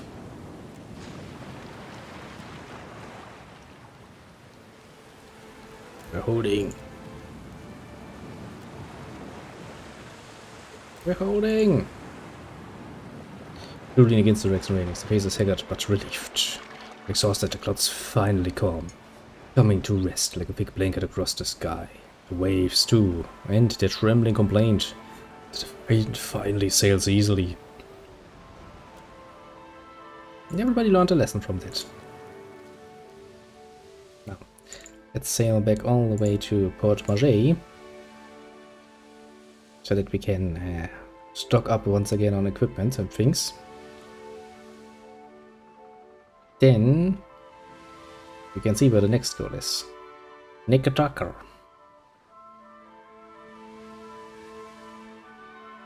A faraway goal. Indeed, a faraway goal.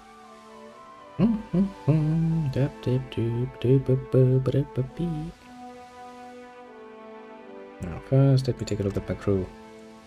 Oh people, have you leveled up? You are level 2 surgeon, a level 3 cook, a level 2 navigator, good helmsman, good cannoneer, pretty good deckhand. I guess I can have you now change in so I can learn something.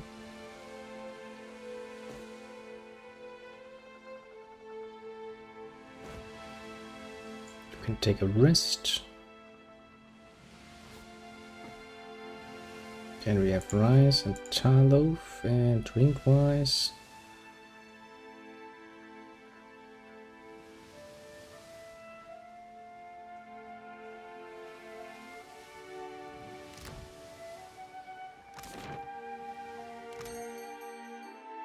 Okay, first repair supplies. Get all of them. Give me around 22 of those. Get all the cannon shots. Can we get like 200 water, please?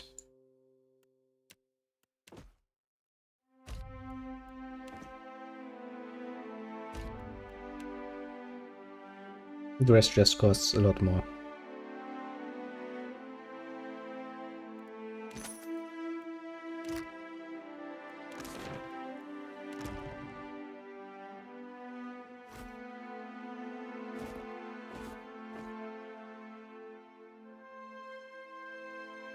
I kinda would like another Iron Thunderer though.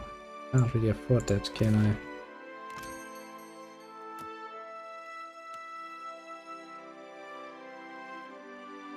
Not the runes bulk.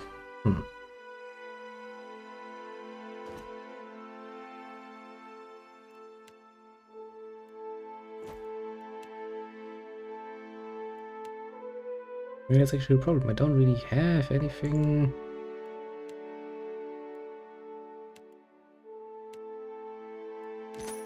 But I feel too comfortable selling. To be fair, that cannon thing is kinda, you know, pricey. Costs 1,200. I guess we can deal with that at a later date. How even does it look quest-wise for us? The Lantern of Gone. Light the pass, blow the man down, sail to Fort Deadlight, Benefit has a turn to Fort Deadlight. The Roger compress a small island in the southwestern region. Choose Gold Deadlight down. Getting to Benefit either through force or subterfuge won't be easy. Yes, I mean technically we have that quest. And I would say that Fort Deadlight is actually very much closer. So I guess that is gonna be our next goal then, isn't it? Well, so it will be the next time actually. Because well, it's getting kinda late. And as you know, yes as usual, even after a tiring week like this, I still have tomorrow to deal more work. Of course, it never ends. That's kinda how that particular nonsense works out. But yeah, without much further ado, let me bid you adieu for the moment. have a good one and all of that, and yeah, thanks for dropping by, as usual. It is much appreciated. I do enjoy it. And, well, since I don't think I have anyone easily nameable, all of the more strong cyanotypes, do pat yourself on the back. Feel good about it, of course, very important. And yeah, I shall be back tomorrow, but for once I will actually probably take a bit of an, you know, just lay down and do nothing break. Doesn't mean that we're not gonna get any streaming, no, we're gonna get the usual evening Drakengard monstrosity streaming, but I can pretty much guarantee you that there will be nothing beforehand, mostly because I actually do need a bit of, you know, rest for once, and a bit of extra recuperation before, you know, the next week comes along, so there's that. But, well, do expect me back in the evening, so, you know, actually just feel free to drop by in the evening again and watch some good old-fashioned Drakengard. We are getting pretty damn close to its end, and that is good and bad.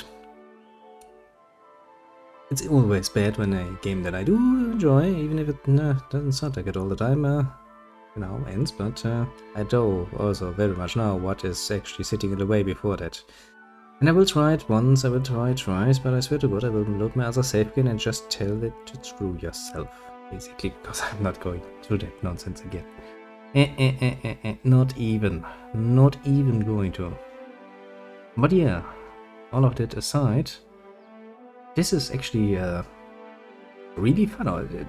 It's getting fun. It started somewhat slow, you know, just getting to do, but now I'm kind of finding myself with the same problem I had with the other Pillars of Eternity. Namely that I kind of lose a bit of track of time. I do try to kind of, you know, keep the individual episodes reasonably long, like, you know, after the hour I'm kind of like, okay, if I find a good stopping point I should probably stop.